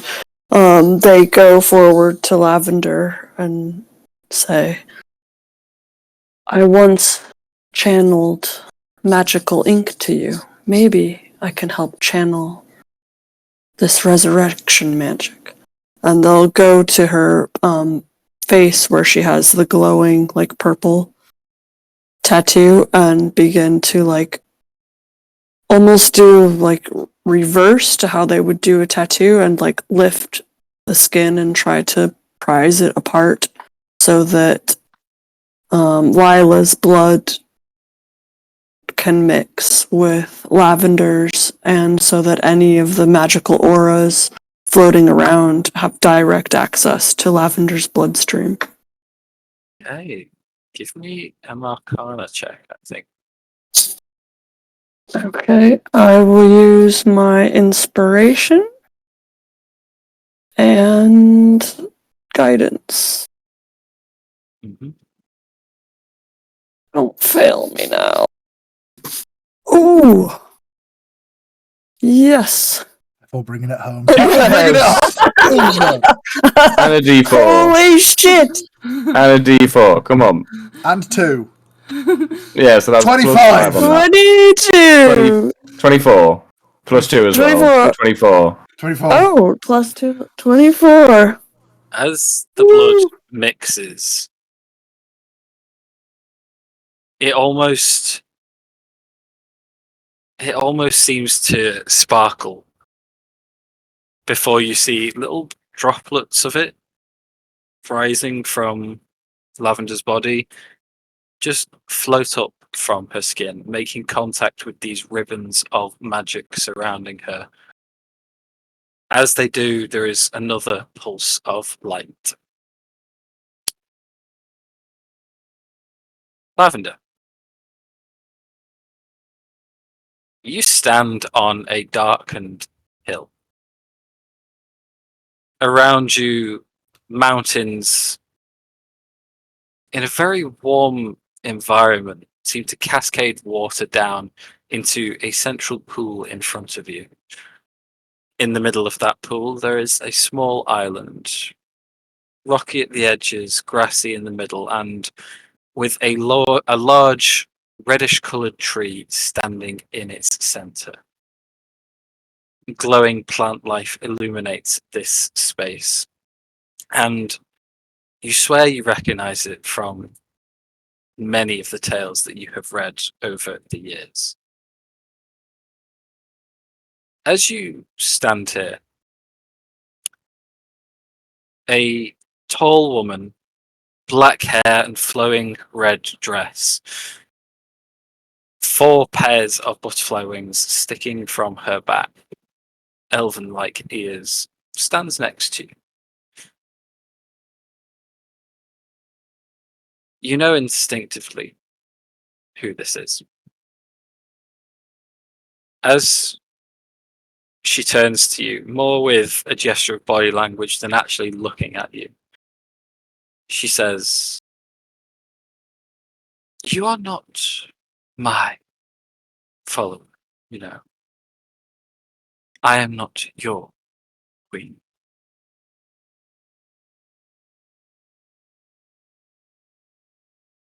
You know that, right? I thought we made a deal. I thought that was what I was. No, no. You made a deal with another queen. Another me. These times are strange for us all. Even for me. Just don't let anyone else hear that confession. That is between us. She Of gives a course. warm smile as she looks off over the view. So, you are a stranger here, but I have been watching. I see the struggle you partake in, and I see what you are trying to do for the world. I see what you have lost. You could have a place here, but there are those who call you back, call you to serve, and though I think it would be interesting to have one of you from elsewhere populate this place, I think it best that you not stay. The choice is yours, of course, but though you are not mine and we have made no deals, for the moment, I think I will be a very selfless Fae. I think I have to be. Wouldn't you agree? I appreciate that. And for what it's worth, I don't think I'm ready to rest in peace just yet. You would find very little of that here anyway.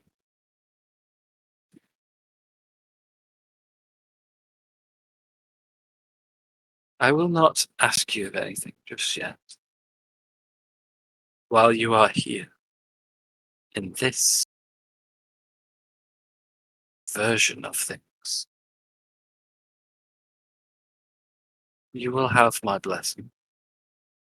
And I will watch over you as if I were the one who struck our deal. When this is over, however, then we can talk. How does that sound? Thank you, Queen. I accept and appreciate your blessing. To a deal, to make a deal. She holds out her hand to shake. And Lavender will reach out hers and shake it too. She gently shakes your hand before smiling again, pondering something the whole time.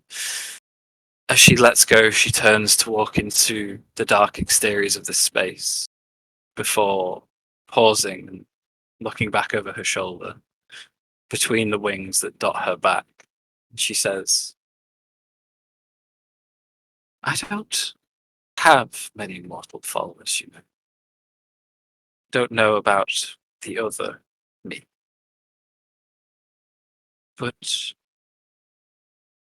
I think we could have some fun. Maybe it is a different where you're from, but to celebrate a deal, I am still quite powerful. I have my fingers in many pies. While I do not know what's going on, I have a feeling that you will appreciate this. I'll see you soon, Lavender. And as she walks off, not explaining herself, the bright light surrounding Lavender's body pulses once more until it fills her like a cocoon. You cannot see anything in this bright, bright light. One by one, it then begins to fade away, not in motes of light, not in a dimming of the light, but in shards of this light peeling off and becoming small red butterflies, which then fly away into the grass, into the trees. As they disappear one by one, Lavender is lying there on the ground. There is still a ball of bright light around her center, around her stomach. And as Lavender comes to, Lavender, your eyes slowly awaken to all the friends around you, and you instinctively go to grasp as you feel something pressing down on you. As this final ball of light scatters away into butterflies, some of them have to dodge out of the way as wriggling, and scurrying and swiping at them from your stomach, you hear a very familiar sound and smell and purring and rubbing. Lavender is alive, and she has returned cuddling one small, completely unaware mushroom. Mushroom! See, I told you I'd be back. Mushroom. And that, Good. yeah, go on. She will just pick up Mushroom and cuddle it to her chest. She'll look around. She'll say, "Thank you. Thank all of you. Excuse me, was I do one thing?" She will kind of stumble up, leaning on whoever's closest to her, spit blood at the ground. He's not here, but we have spoke about this, so I hope it's consensual. But she will stumble over to Hunter, grab him by the lapels, kiss him on the mouth, and she will just say, "Man, it's good to be alive!" And that is where we'll end tonight's session. I'm sorry it overran, guys, but I think it was worth it. Oh my fucking god. What a session. Oh, That was my awesome! Thank you. Oh, roller coaster to hell. I'm shaking. Oh, Thank I have you. felt so guilty for 4 hours. Oh my god. 30 seconds in and I get Lavender killed. No, it's okay. Oh, It all worked out. It all worked That was out. so good. It Oh did. my god, that was so Okay, good. now Tia, Jesus. Yeah, now we so can get close. Yeah. Yeah, well, you need to finish your long rest first. You're I only was gonna halfway say, through. yeah, I was thinking that. Did we manage to get our sleep in yet? Yes, for everyone! I've got a question for you, Matt. Since it only takes me 4 hours to trance, have I had a long rest? Yeah, sure. Fantastic. Cool. Just a quick one, Matt. I think just think Ray's dead. Lavender has a -4 penalty I to do, yeah. motor rolls for the next, but you reduce it by 1 each day. I don't know if you have any special rules on it. Nope. Yeah, cool. As it's written. Cool. So it was written, so shall it be done. Nicely done, guys. Also, how big is the rift that has appeared because of this spell? Oh shit! I need to roll for a thing, don't I? Oh yeah. Oh, here we Let's go. roll Is it only 6 Yeah, level roll it. higher, or is it? It was 5th level or higher. Yeah, it's And fifth it has level. changed. Oh. It has changed. Oh. 4th That's level. 61. 61. That's fine.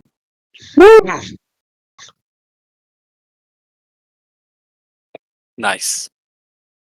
That was awesome, Matt. Thank you. Oh Thank you so my much. Thank you, goodness. guys. Oh my goodness, will- that's a roller coaster.